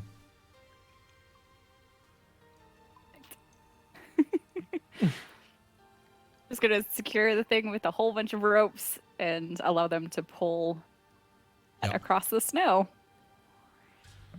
Then at this point, the axe beaks are kind of slowly returning to consciousness. You see one try to stand up, and it like falls down on its butt again and like starts to wiggle its legs and panic, and then get back up and run around for a second to figure out what the fuck just happened. Gonna run over Go to mine. over and talk to mine. Yeah. Okay. You guys basically get back to the axe beaks. They are essentially at 1 HP each. And they are not feeling very good. Probably need a rest or something like that. They were sleeping. True. Unconscious. They said were they sleeping. hit them. For only no. So right, guys, the axe beaks aren't doing so well. Yeah. That's weird. Sure it is. Do you want to camp in the tower for the night and then come back out? In the tower? What time is it, I DM? mean, that seems like... You are looking at...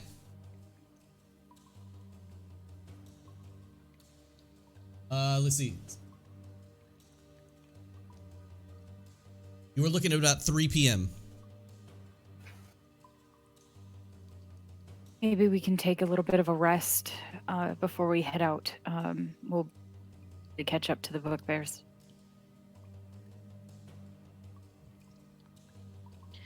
Do we trust the bugbears? I'm fine. Why don't I go with the bugbears? Y'all take a rest with the axe beaks, and I'll just walk with them.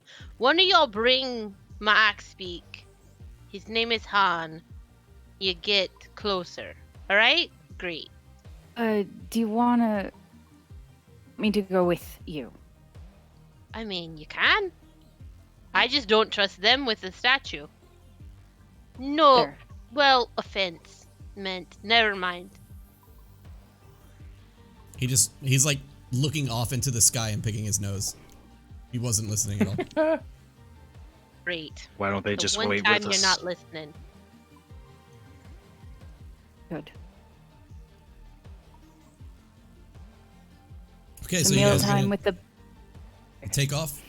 Olanu, I don't Leodin? suppose you have enough. What are you guys doing? Sorry. I don't suppose you have enough healing in order to get our axe beaks up and going a bit. I can only heal one creature at a time, and I have one spell, I believe, left. Oh, no. Why So no. don't we just split up? Because we're intelligent, unlike the bugbears. That's a terrible idea. They could just wait with Yes, us. but I've got a Goliath. It's He's incredible. it's And bugbear then law you that three splitting. stay together. It's bugbear law that splitting up is probably the best idea. How about we Okay, all now they've together? definitely given a reason to make me think about it. Always split the party. That's what they You say. get back. You get back to me on how well this plan turns out. Have any of my plans ever really gone awry? Yes. Really? Really gone awry? No. I'm just Not gonna pull out a in ration the moment. Okay. and pat my buckbeak and just Mr. T. I want it. You'll be all right, buddy. Yes, buckbeak. You you Axebeak, name give- Buckbeak. you give your axe beak a ration, and it begins to eat it, and it is very happy. And then I'm going to cast Cure Wounds on it. Oh, okay. Because Go for it. fuck your axe beaks.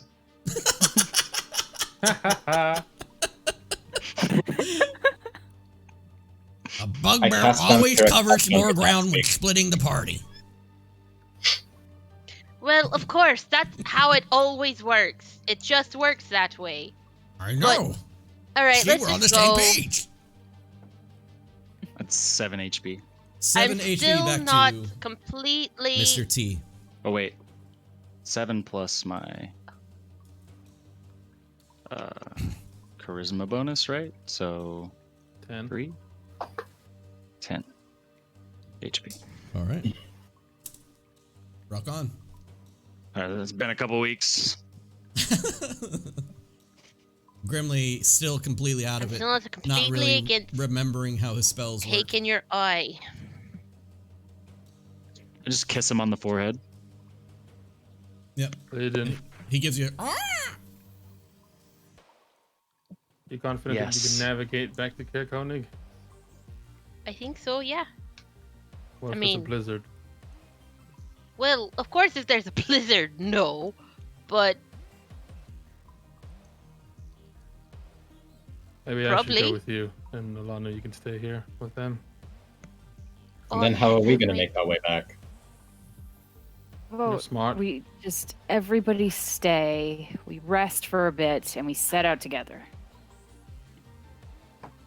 or we give him that magic glowing thing. No. And this cloak. Oh no. You froze. She seems to have And my frozen in axe. time. That's great. Okay. There she is.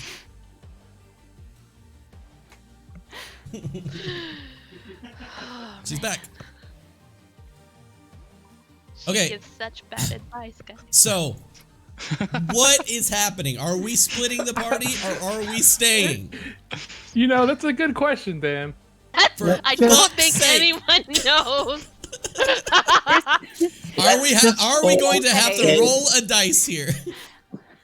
Let's just all. Yes. Yes! full Hey, wait. rest. I've got these flippy dices. Can we roll the flippy dice? Can we flip it? If you want to flip your character, if you want to flip for your character to decide what your character wants to do, you're more than welcome. Okay, I know what I'm doing. I know what they are. All right, I know what my character wants to do. So, guys, I think we really should split up. I think staying here too long would actually be a bad idea. It would tempt more people to touch the weird tower that's grimly crazier than normal. I think some of us should go on and tell Caer Konig what's coming behind us so they don't try to attack our acquaintances here. Oh, let's just all go at once. I'm not staying here if everyone else is going. Leodin is so charming. All right then. Go with Leodin. Who's tracking going first? experience. I thought that Abel was coming with me and you were saying, okay, now I'm confused. I just start walking towards where we came from. Okay. Oh, let's just go follow her. In a strange series of events for the past I look minute and over. a half, all of the bugbears seem to be just rubbing their heads and trying to figure out what the fuck is happening and who these people are. Leodin begins to walk off into the snow by herself. Everybody picks up their gear and begins to follow. Seen that before. Grimly touches the Yeah, tower. no. Grimly touches the tower! No! Grimly takes a nosedive onto the ice. Leodin turns around and runs back. God I'm just damn it. kidding. All right, and on What do that you mean note, touch the tower? on that note, you guys start heading back to Caer Konig. Okay, it is about 3 p.m. currently in the game. So it's going to take you about, I think we had said 6 hours, if I'm not mistaken, to get from here to 6 days. 6 days, 6 hours to get from here to You weren't there. the the Lost Spire. So with 6 hours, you're going to take about an extra hour dragging this thing behind you in the snow, total in time. So 7 hours later. So around 10 p.m., you guys start seeing the small bits of orange light in the distance, kind of bursting through the darkened wind swept skies of Icewind, and you note that this is probably Caer Konig in the distance. We should tell the bugbears So- to stop now, otherwise Trovus will attack them. Do you want to go talk to Trovus about them? Because it would be easier to kind of have them drag her along wherever we go. I'm going to be honest, he probably is not going to be very happy about that. Can they, like, camp right outside the town? Why don't we just part ways now? You know what? I'll see if I can talk to him then. No, wait, it might... Okay, fine. We'll let them go.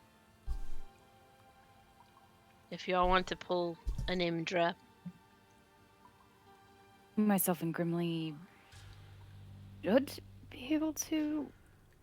We can also get a sled when we're in Caer Konig. I actually think we left one of our sleds there, didn't we? No, I don't think we took it on the expedition. No, we left that in Easthaven. Never mind. Yeah, never mind. Right, yeah. All right, let's go. I'm hungry. I'm tired. Well, then I guess this is goodbye So, then. all you bugbears, thank you so much. You were great. You see, like, everybody's kind of stone-faced, and then, like, one in the back is, like, twisting his toe, and he's like, oh. You were totally great. Somebody, Thank like, you so punches much him for in the your chest. help. Leave him alone. He can like me if you want. And we'll see you probably not later. If we do see you in the future, it'll be a friendly encounter. Sure. Why do you promise a friend? If you know anybody that's in need of some furs and some walrus fat, you know, stuff like that. If you want to just send them out into the wilderness, we'll probably find them. Sure. Yes, we'll just send people out into the wilderness for you. Don't worry. Okay. No, everybody, it's fine. We'll send people out into the wilderness. I appreciate it. You're welcome. Remember, I'm glad we always can split come the to party. this accord. Always split the party. They're Right. going to be dead in a week. You have go that way. Sure. We will go this way. Goodbye. They turn around, and they split the party and leave. They're going to be dead in a week, aren't they? There used to be 30 of We them. don't know, but probably. They've just been splitting over time. Well, this is Kinravah talking. She just, at the moment they're out of earshot, she's like, oh, they're going to be dead in a week. I love it. All right. You have a body to pull in the snow. Olanu and Grimly, this shit is heavy as hell. But with the torn up carcass that lies underneath it now, you're able to continue to slide it, thankfully, because of the blubber on the outside of the large walrus. Barely just, but you make it to Caer Konig. That's probably You are going now to attract some things. on the outskirts of Caer Konig. What are you guys doing? I think they can still. I'm heading outcook towards. this. I'll lead you back to the Caer Konig map if you guys would like as well.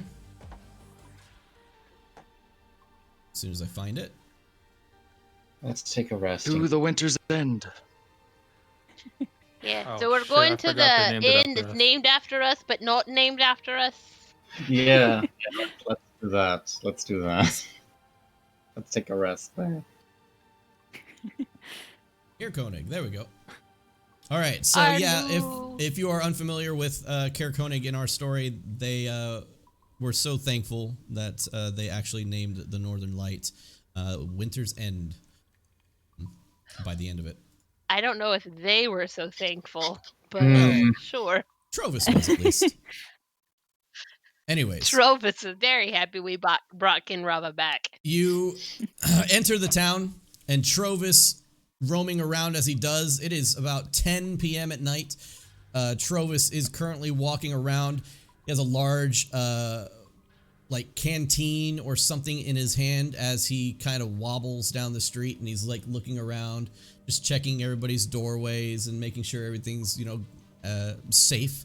Sees you off in the distance, and he has to squint. He's like, "Hey, guys!" And he waves you down. He kind of trots up to you. "So, you guys are back already? Who's your friend?" Looks over at the statue.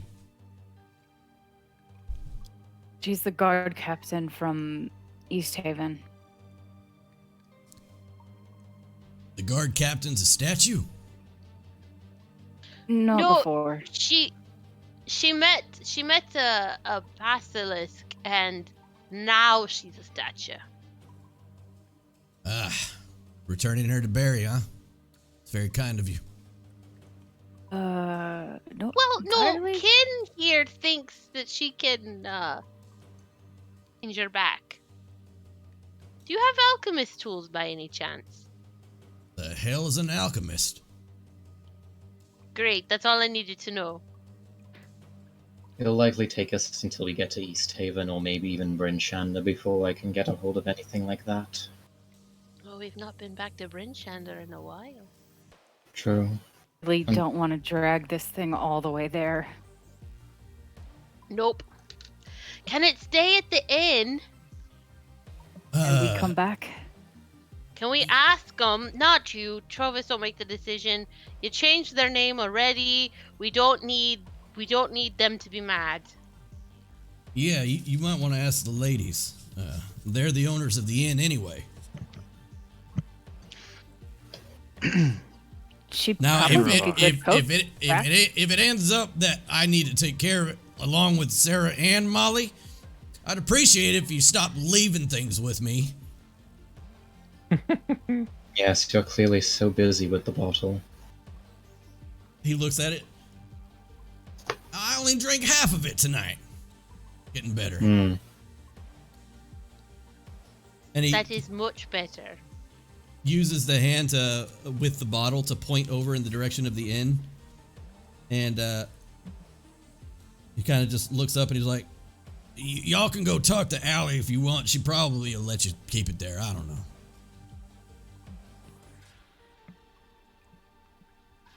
All right, I head that way. You open the door to the inn, then the inn itself,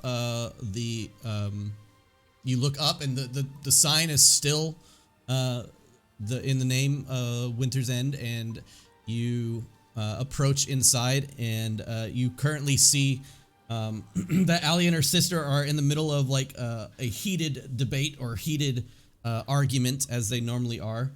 And as soon as you walk in, Leodin! Hello, how you doing? Good. And then, like, you can see that, is it Corey? Just spatters off, just like, gets angry and just kind of walks away. And you just see that Allie, like, rolls her eyes. Don't Did I interrupt something important? It's never important. I don't. Alright, whatever. So, I have a big ask of you. Can talk to your sister, because I think you might need to talk to your sister. Oh, this is the short version of the story. Just go with me. Alright, so we were in Easthaven. You want me to get my sister or not? No, just relay what you need to tell her. Or you can ask her to come in. Corey, can you come here for a second? You just hear from the back, what the fuck do you want? I got to ask you a question. She kind of slams the door open Favor, again. really? Yep, slams the door open. She can like barely fit through it like directly. She has to kind of diagonally, like vertically kind of go through the doorway to get through it. But she steps in and she's like, what? So we have a friend that's been turned to stone. Would you mind housing him here while Kinravah figures out if she can brew the antidote? That boy Abel finally got him stuff stuck in stone, huh? So that sounds like, yes, that sounds like what I'm asking, but no, it's actually not Abel. It was the guard captain from Easthaven. Imdra? Yeah. She kind of looks over and Allie's like, you know, we owe him a favor. Yeah, I know. Yeah, that's fine. How long you leaving her here? Don't know. It all has to do with how fast Kinravah can figure out an antidote. No estimate? A day? A week? A month? If I had to with guess, a month? if I had to guess, maybe how long does it take to get from here to Easthaven or Brinchander? Easthaven's about 6 hours Can we go away. with a month? Can we go with a month? Not if we're paying for it, no. I don't know if we're paying for it yet. Can you let me talk to him? Thank you. Y'all sound like us. I know. Shit, I just changed my accent. Now y'all really sound like us. I've been so good this whole time. Well, hail. Well, hell. I know, we totally sound like we're related and we're not.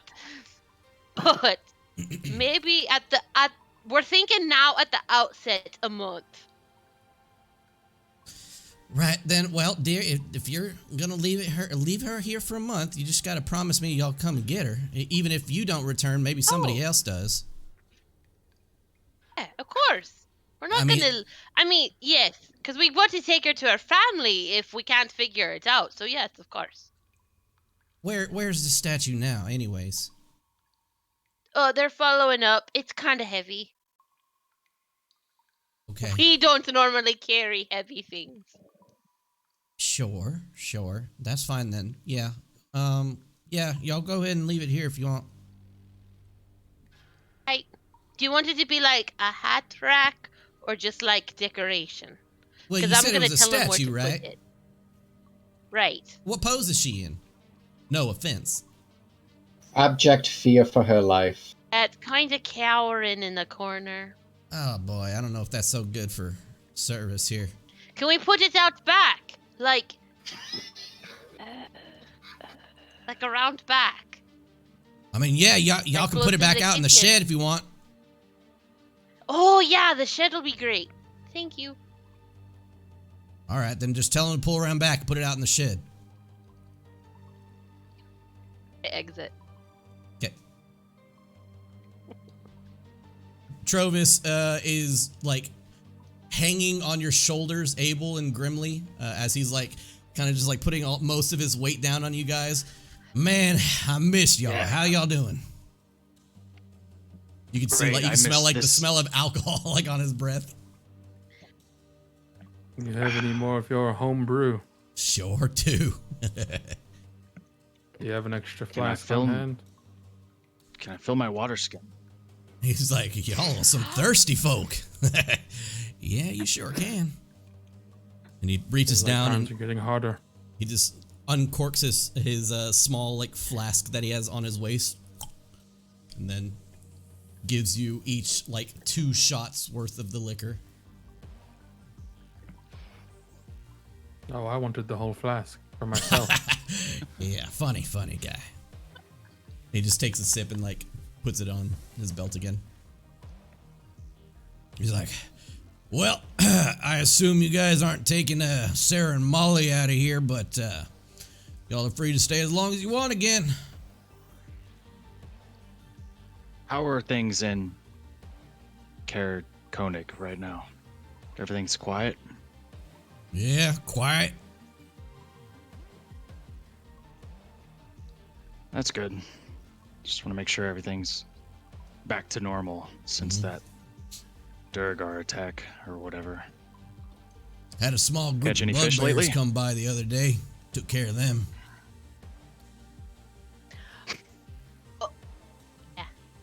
Great, yeah. Those things are stupid as hell. Yeah, All right. Well, I see Leadon coming back up out of the inn there. You get them to take the statue? They said put it around by the shed. Because she's cowering in fear and not like a strong pose. They'd rather have it in the shed. But yeah, they'll let it stay here. Alrighty then. What? Y'all good to take it around back then to the shed? As long as she's in a place where nothing will hit her. Just rock right now, Grimly. She's not alive. Kind of like shitty though, right? I mean, probably legitimately shitty, yes. But, like, for her, no. We can clean it off. We can make sure she's good later. But right now, it keeps her safe.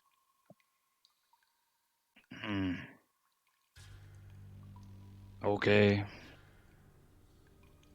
You can talk about your problems with it later. It's just a solution for now. We've got It's a much spot better. for a month. It's also much better than hauling her up the stairs to get into the inn. You ain't gonna get her up them wooden stairs. All the way back to Easthaven. It took us an extra hour to get here. Can you imagine how much longer it would take her to get us back to Easthaven? Look, y'all seem a bit distracted today. If you want to just go ahead and put her in the shed, I'll just be on my way. Ken, you guys staying the night? She's just gonna look at the group. Yeah. Oh no, he was asking you. You go right ahead and answer.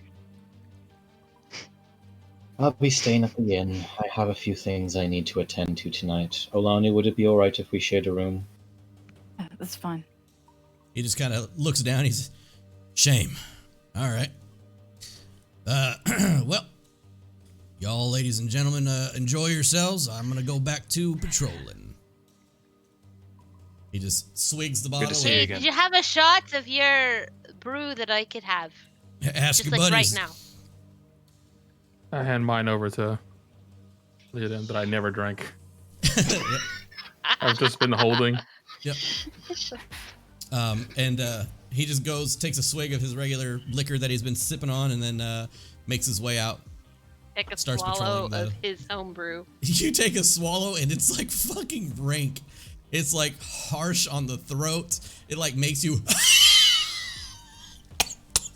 Good, isn't it? Really great. You suddenly get the thought of you now realize why these dragons can breathe fire.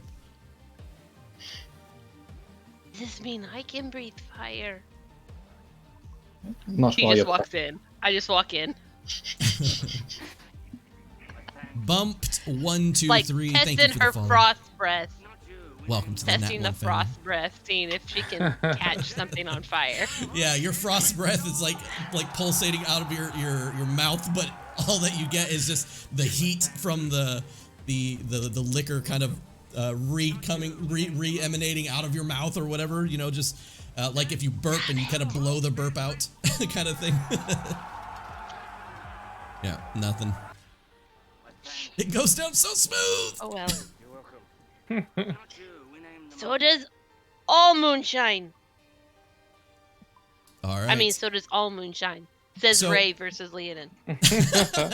So you guys can sleep here for the night if you'd like. You guys are more than welcome to take a room here at the Winter's End. And now, as you take your rooms here at the Winter's End, would you guys like to do anything before falling asleep?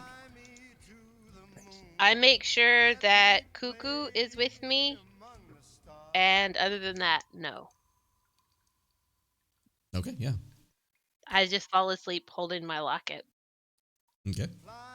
I think Ali wanted to do something. Yeah, sure. Aloni, what do you got? Once we unload Imdra, I'm actually going to gather up the walrus carcass and bring it inside the inn to see if you can use it for something. Yeah. you fucking just slam it down like either on a table or like in the middle of the fucking floor of the first floor. And you see that Allie just kind of like kind of shudders backwards. And Corey's like, what in the hell, Iceheart? What is that? Elvis, it's food, Is it? maybe. It looks like a pile of trash. What did you do to the Probably thing? get some oil out of it. Is it as a sled? It looks like it. It literally looks like you have used this for a sled for at least 7 hours. Good math, actually, yeah. Oddly correct. That's very specific. Lucky guess. Just what the hell do you expect us to do with that? She kind of just goes to try and inspect it now. She's like, I mean, grease for cooking. Yeah, I guess. You could probably. Lamps. She just looks up at you and says, "Thanks. You want to maybe put that in the kitchen for us?" Hucks it over her shoulder. Yeah, I was gonna say you just like over your shoulder, holding it by the tail, and just like lob it into the kitchen. And I guess they'll try and do something with it. She's very happy with herself. Like, I contributed. And I helped. That's adorable. All right. I've got some stuff I want to go for it, do kid. as What's well. up? When everyone's like up in their rooms and such, Kinravah's going to take out that small vial of strange liquid she got from the altar. Yep. And she's going to cast Identify on that first. Sure you are. No problem. Totally forgot about that. It's magic. Give me 1 second as back to where we were. Ah, yes. Now I remember. You look at the liquid, and again, it is like a glowing blue liquid. You cast Identify on it, and you realize that any creature that drinks all of the content of this bottle will gain the ability to cast the minor illusion cantrip at will for life, using intelligence as its spell casting ability.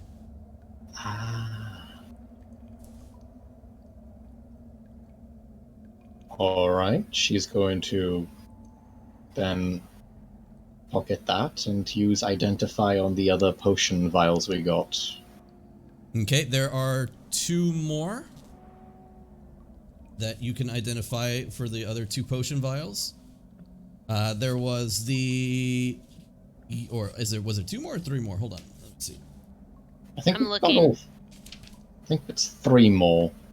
3 more. So, there was one that was red and orange. There was one that was blue and white. There was one that was yellow and green. So 3 more. Got it. Ray, you are a blessing with your notes. There it is. Found it. Yeah. That's So why I'm resistance here. to force damage is the first one you find. Which one would you like to identify next? How Or about are the you just green one? using your remaining spell slots to do whatever you're doing here? Identify is a ritual Ritual. spell, so. Okay. What is it? 10 minutes or so to cast Identify? Yeah, 10 minutes. Okay. You eventually, after about half an hour, identify the rest, and you note them as potions of resistance for acid, cold, fire, and force. In that order? Yes, the green. Green and yellow. Does it start with green and yellow? Okay. Exactly. Green, blue, then red, then black. Or gray. Okay. I will set them aside then. Acid, cold, fire, enforce.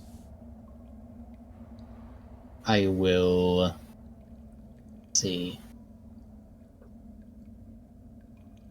Can't imagine what Alano's thinking watching me just mutter. I will also then already snoring. I will also cast. I'm going to cast Identify on the Shield Guardian amulet as well, just in case. This amulet is, of course, full of enchantment. And you note that any humanoid that attunes to the amulet will then know the distance and direction of the Shield Guardian themselves, provided that the amulet and the Guardian are on the same plane of existence. As an action, the amulet's attuned wearer can try to reactivate a Shield Guardian. Doing so requires a very large Arcana check. You can only do so, though, you can only use its reactivation feature while within 10 feet of the Guardian itself. Okay.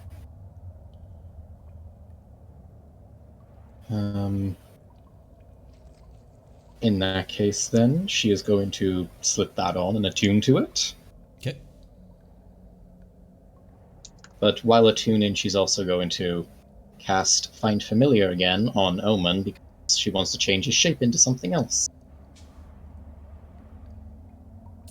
I'm sorry, I missed that last part. Say again. I was reading. My bad. She's going to put it on an attune, but while she's waiting for the attunement to go through, because I think it takes an hour to attune, right? Yes. Okay. Then while she's waiting for that attunement to go through, she's going to summon Omen to her side, put him on the floor, and cast Find Familiar again to change his shape from an owl into something else. Okay. You attune, or while you're attuning to the necklace, you place Omen on the ground, cast it again. What Omen appears, by the way, obviously, as Omen emanates from nothingness, and he kind of just wiggles his feathers and stares up at you while on the ground. You start incanting the spell. What are you turning him into? I'm going to change him from an owl into a flying snake. Okay. So the owl begins to shrink in size as it gets skinny. The wings that are its arms essentially stay on its body but move more towards its back. And it slinks onto the ground and then picks itself back up as a snake. A flying snake. I'm gonna make sure it keeps the feathery owl wings, but it looks like a cobra, like a black cobra, basically. Black cobra with owl wings. You got it. Yep. And lastly, sorry this is taking so long, I've got so much wizard homework. She is going to actually open her spellbook to the area where Jazan's spells and such were, and the logs. Since with the simulacrum killed, I want to see if any more of the book has opened up or if the spell has completely faded. Yep. You go to the book, and the book opens up, and it says, "Master, I have failed you. I cannot understand what is written behind this spell."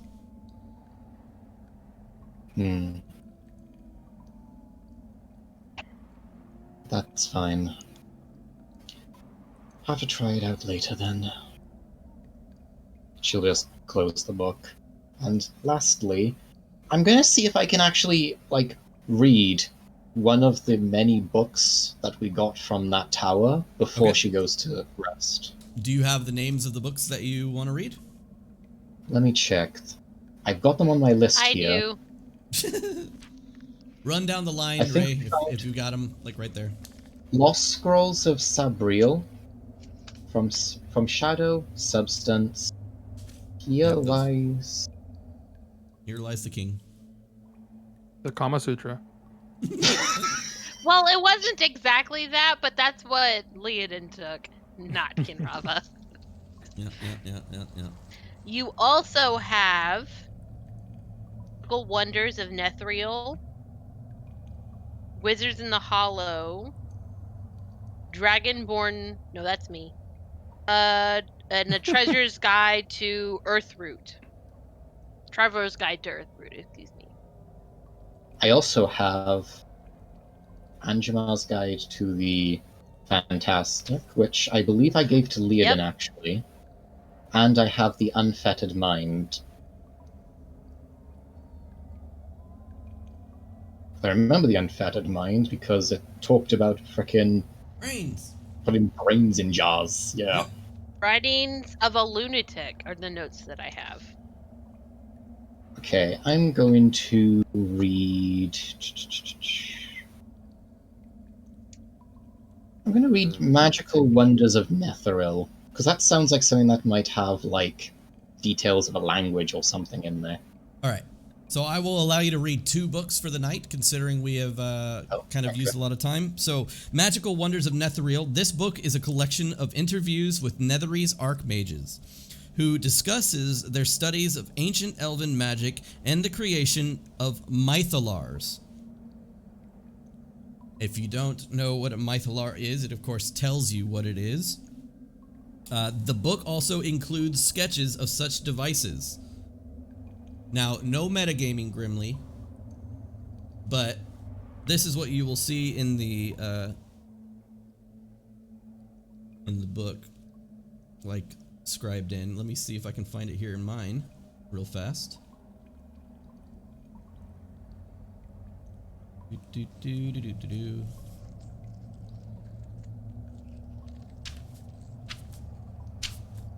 we go.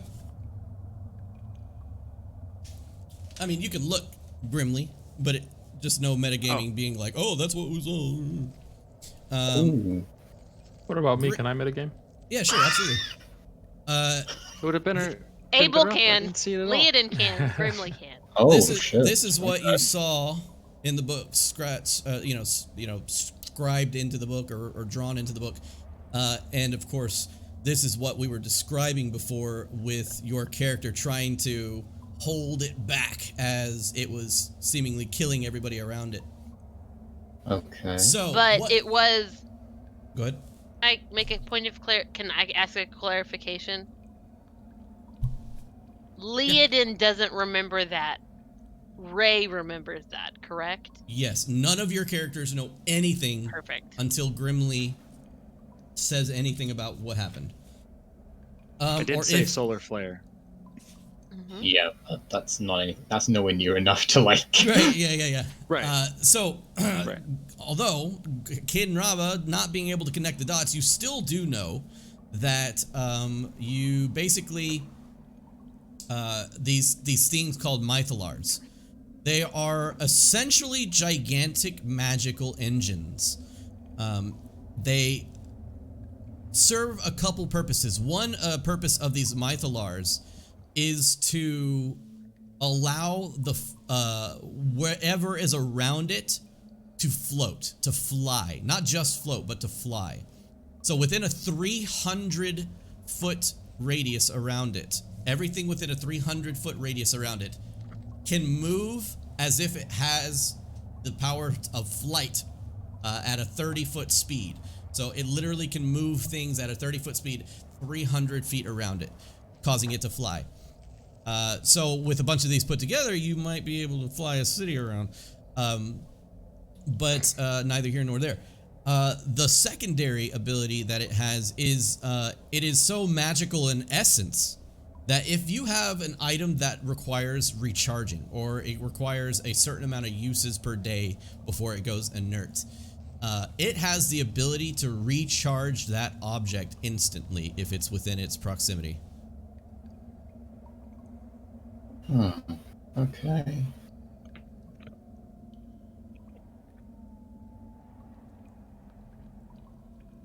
Let me check my. What other books did I have then, since I can read 2 right? Yeah. One more book. Then we'll move on.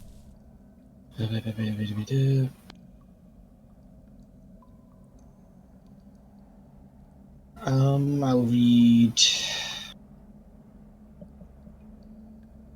I've already read the Lunatic book, I think, yeah. So.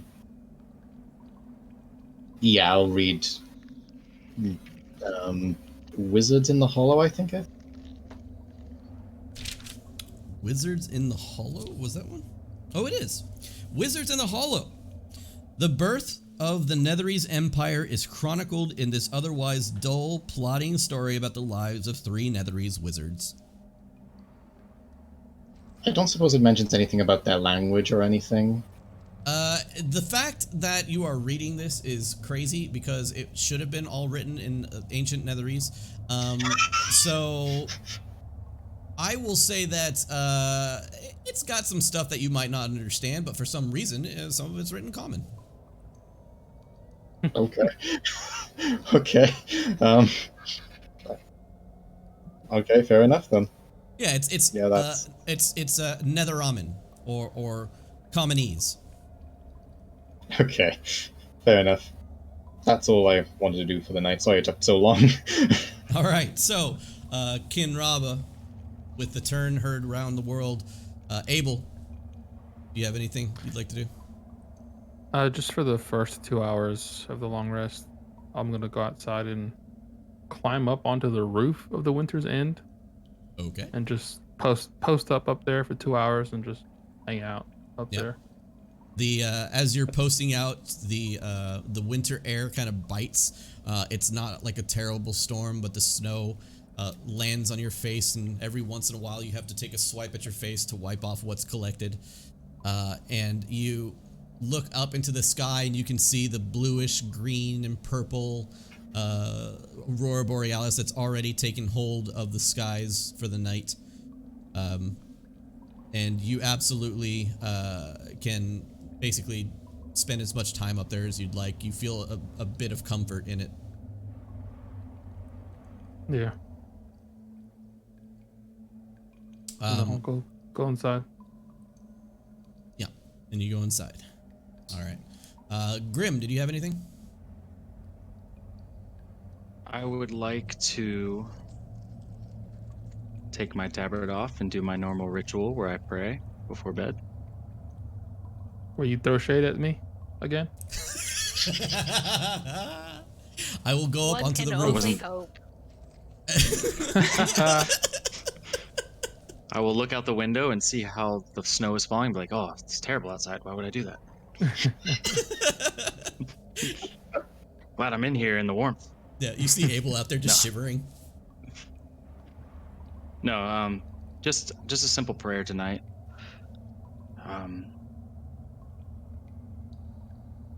Helm, I don't know what those disasters were. I have a feeling that it happened in the past. Thank you for keeping me safe when I was going through that.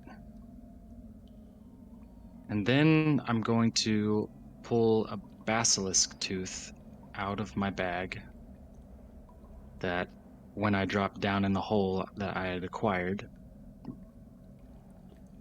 And I'm going to walk out of my room and knock on Kinravah and Alanu's door. Okay. Alanu, fast asleep. Kinravah in the middle of like identifying something or reading a book, possibly. You hear a rap on the door. I cast Mage Hand to open it. Kind of move my hand off my face to see who came in.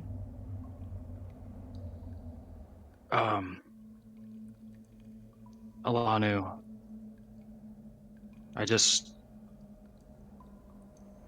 I wanted to say thank you and also give you a token of, I guess, not appreciation, but more of a faith. I know that there's not a lot of trust between us, but I see how much you enjoy the hunt, and I got this for you. And I'll just set the tooth down. Ladies, have a good night. And I'll walk off.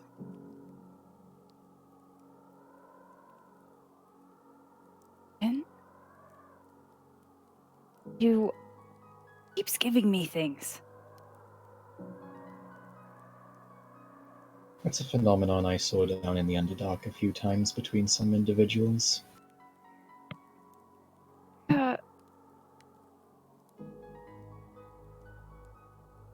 It means he like me, right?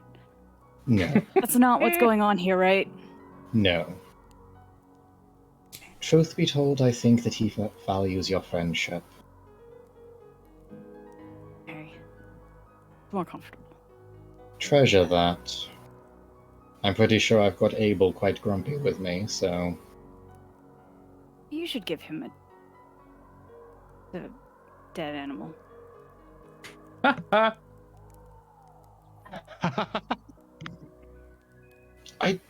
love that. I love that. Sorry. That was awesome. I'll think about it. Yes, I'll think about it. Oh, don't mind the snake, by the way. I'm going back to sleep. She says, don't mind the snake, and the snake turns to you. Its wings like outspread. That's Omen. It's okay. That often? I mean, I can turn him into just about any small animal if I wanted to. Omen just floats up into like the corner of the room and begins to like curl up on one of the shelves.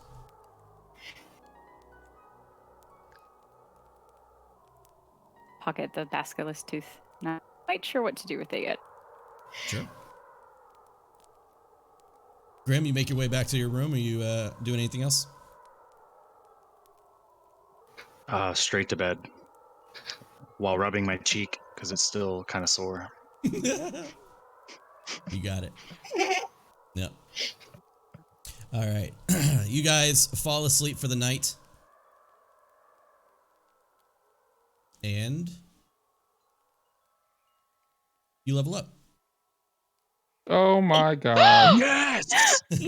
Yes! Yeah. I'm gonna kill all the things. Yeah, so congratulations, What are you guys. doing, Dan? We're gonna kill Level all 5. the monsters you want us to run from. Stop saying that. He's gonna throw harder monsters at us. Bring it on. Wait. Just bring it on. If anybody should be talking shit right now, it is definitely Abel. Wait a minute, It's Torlix. not Abel. What? Yeah, fucking Abel. So, what's your backup character like, Trey? Which one? 1,000 bits I hear from it's a Torlix. cleric. Jesus, thank you so I much. hear it's a cleric. In the stream. Oh my goodness. Let's go. So, yeah, congratulations, Fucking guys. level up. I've You been can waiting on this. You can do your level 5 stuff. Don't worry about doing it right now. Of course, we can do it after the stream where we're, in private. You can roll your health and all that stuff. I have fireball. We're not even in private, just after the stream in general. Yeah. Let's at least roll health for the chat. I mean, for the chat, yeah, exactly. All right, so I would like to take this moment though to take Abel while you guys are asleep and have a little one-on-one time. God damn it! It's not All me. right. What the fuck? Not me. What the fuck? holy fucking shit! What in the hell? Holy shit! Ow! Falcon! Ow. Holy shit! What? It's their birthday. What the fuck? What the shit? Holy hell. Alright, stream's You broke him over. again. You That's broke 15,000 A pennies. 1,000 more. Get out of here. Oh my gosh. Yo, can we get like heights in the chat? What the fuck? 3,000 Falcon more. Holy shit! 4,000 Falcon. more. You're Go cracked.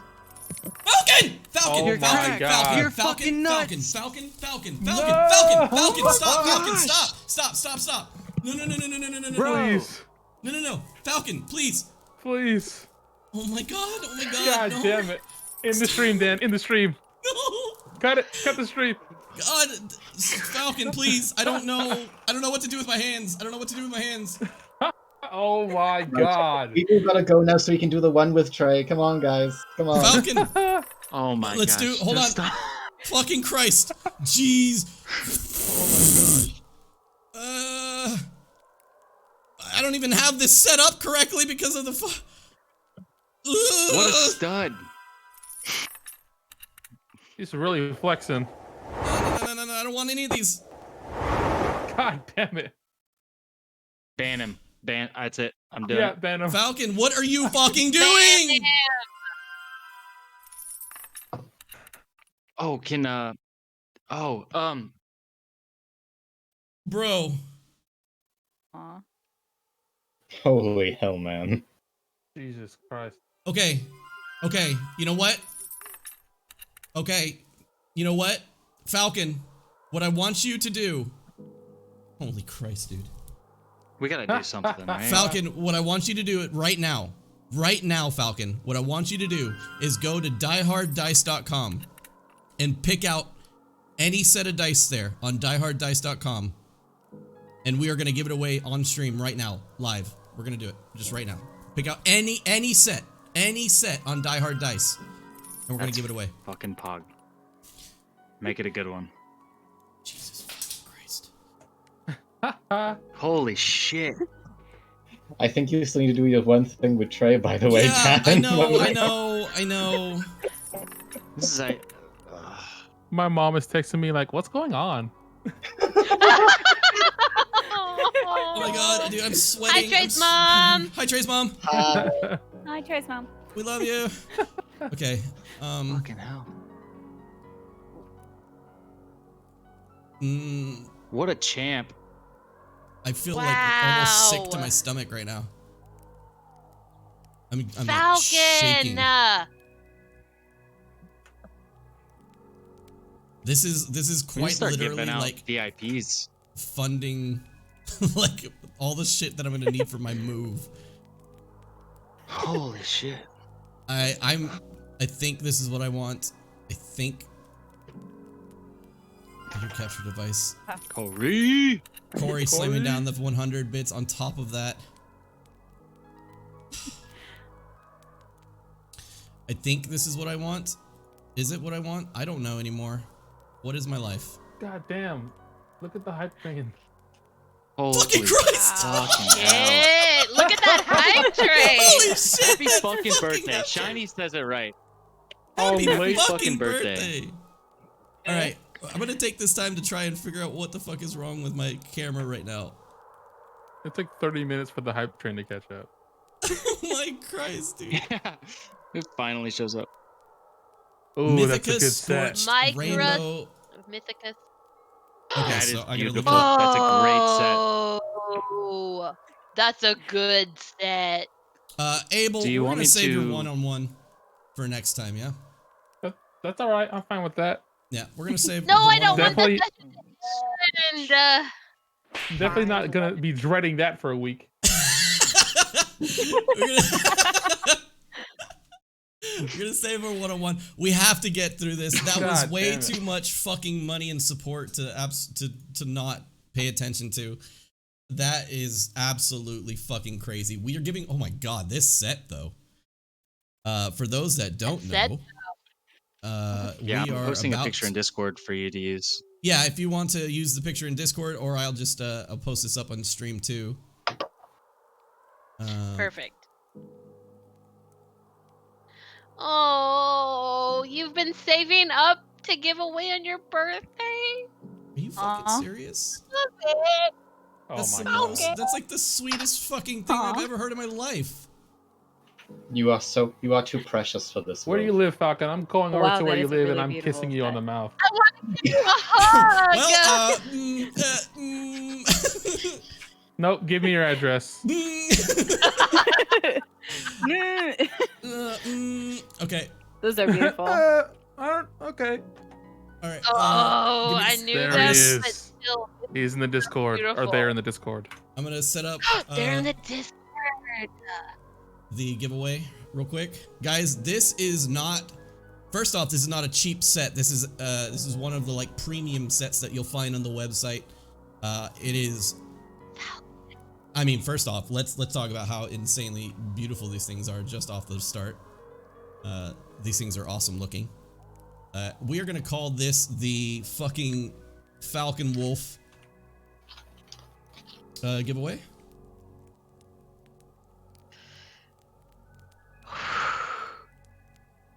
Falcon with a 0. Wolf. Like, I want that brisket. And this is going to be the Mythica Scorched Rainbow. Mythica Scorched Rainbow set. All right. Ugh. So it's live. It's live, guys. If you want to be a part of this, type !! Raffle. And you guys, did I not start it? I thought I started it. Is it going? Now it's going. Sorry about that. Yeah, now you type in ! Raffle. I don't. Okay, let's take a moment. Okay, let's take a moment. Quite literally, the most wholesome and incredible thing I've read in I don't know how long. They were saving up bits to give away on their birthday. How amazing of a person is that? You're gonna make Ray cry, guys. To give. This is like probably not because I don't really cry, but that's so incredible. To give instead of receive. Not only to give instead of receive, but like to give instead of receive on your own birthday. That is tremendous. On top of that, on top of that, I'm going to be giving you a personal thank you and also a personal Discord rank, and you will. Falcon, choose the face. Shiny has changed my face. Falcon, you can choose what face we are about to have.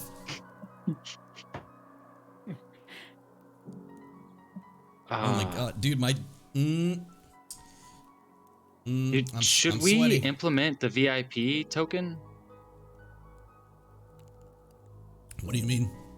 Excuse me. Twitch has the token, the badge for VIPs. The ones that, you know, like support. I'm gonna have to look that up. I don't know anything about that.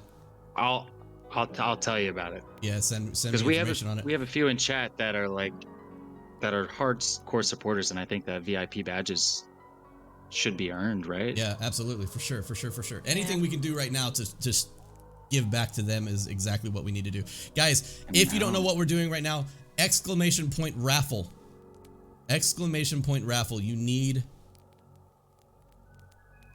You need to throw down right now ! Raffle to be in the drawing for this Mythica Scorched Rainbow set. All thanks to Falcon Wolf on this one. I know each and every one of you guys supported us tonight. Do not get me wrong, and please do not take me like freaking out at Falcon's donations. Put you to not put you to shame, but like I appreciate each and every one of you guys just as much for even 1 cent donated to the stream. Even if you are just here lurking on the stream, I thank you, each and every one of you guys, for being here. You guys are, first off, helping me survive. This is something that I plan on doing for a long time, and this is what I plan on doing to make money for my family. So I appreciate each and every penny that comes to the stream. You guys, this is the most incredible fucking thing. I can't say it enough. Mythica Scorched Rainbow Dice. I feel like it's such a goofy thing to do, to say thank you, but it's like I don't know what else to do. What else can I do to say thank you for that much fucking support? I saved up biddies for about 6 months to a year. Holy shit! The actual fuck. Did they hold on? Did we pick a face? Did we ever pick a That face? is saved up for Happy pie face? Okay, let's look it up. Let's see if we can find a pie saved up face. for that long. Holy shit! You are much better with all your bits than I am. We have. Oh no, that's not what I wanted at all. I don't think there is a pie face. There's no happy pie face. We can cry now. We demand cries. I can't cry. I mean, I can cry on command, but I don't want to be disingenuous. I would never cry just because. You know, you're gonna have to catch me in an emotional state to make me cry. I've cried on stream before. Don't get me wrong. But there's been a lot of times where the support has just blown me away, and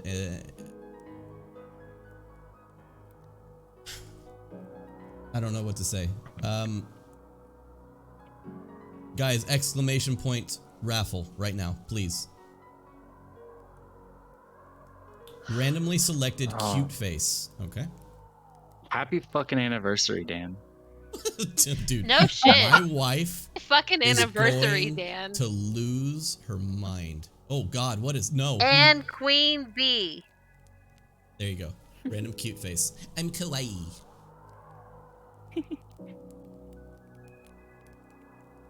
All right. Wow.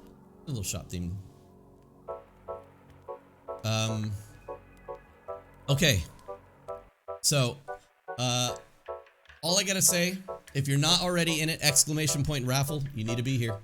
We are giving away, obviously we're giving away the speaker's house. No, we are giving away Mythica Scorched Rainbow.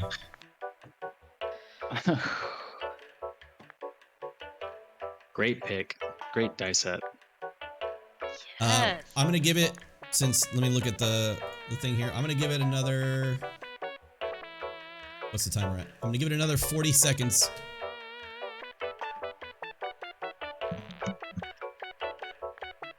$30 seconds, ladies and gentlemen. Exclamation point raffle for the Mythica Scorched Rainbow dice set. Trey. With the waffles every time. Yeah. I know, every can't help time. myself. Every time he does. I feel you. I want to join too. I look fabulous. Oh, thank you. That's why my. Please notice my hands are way here. I'm not touching the keyboard. Man, I tell you we what, leveled it's up. my birthday, the DM's anniversary, and the characters leveled up. It was the best time to do it. I mean, Yes. It's amazing. all right, that's it, ladies and gentlemen. I'm closing the entries for it. We haven't even been streaming that long.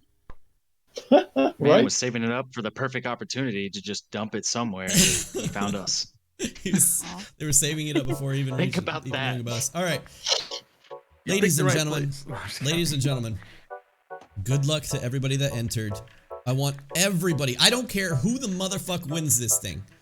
All right, I want everybody to spam Falcon Wolf with all kinds of emotes and all kinds of All love. Everything you can spam in chat. Here we go. Let's pick the winner first. The winner is 3, 2, 1.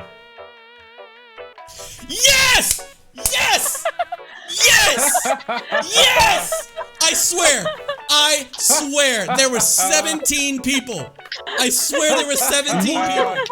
Yes! That's awesome. Yes! Let's go. The Happy gods of birthday. fate! Amazing. The gods of fate!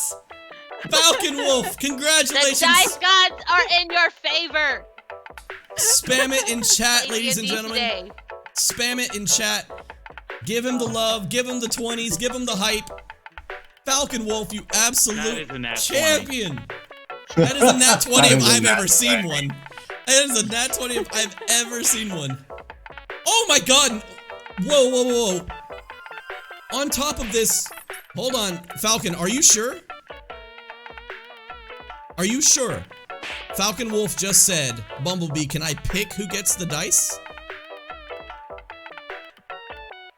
Are you sure, Falcon? Type in, yes, I'm sure. Just to make sure that you're talking to me. I don't want to cheat you out of these dice here.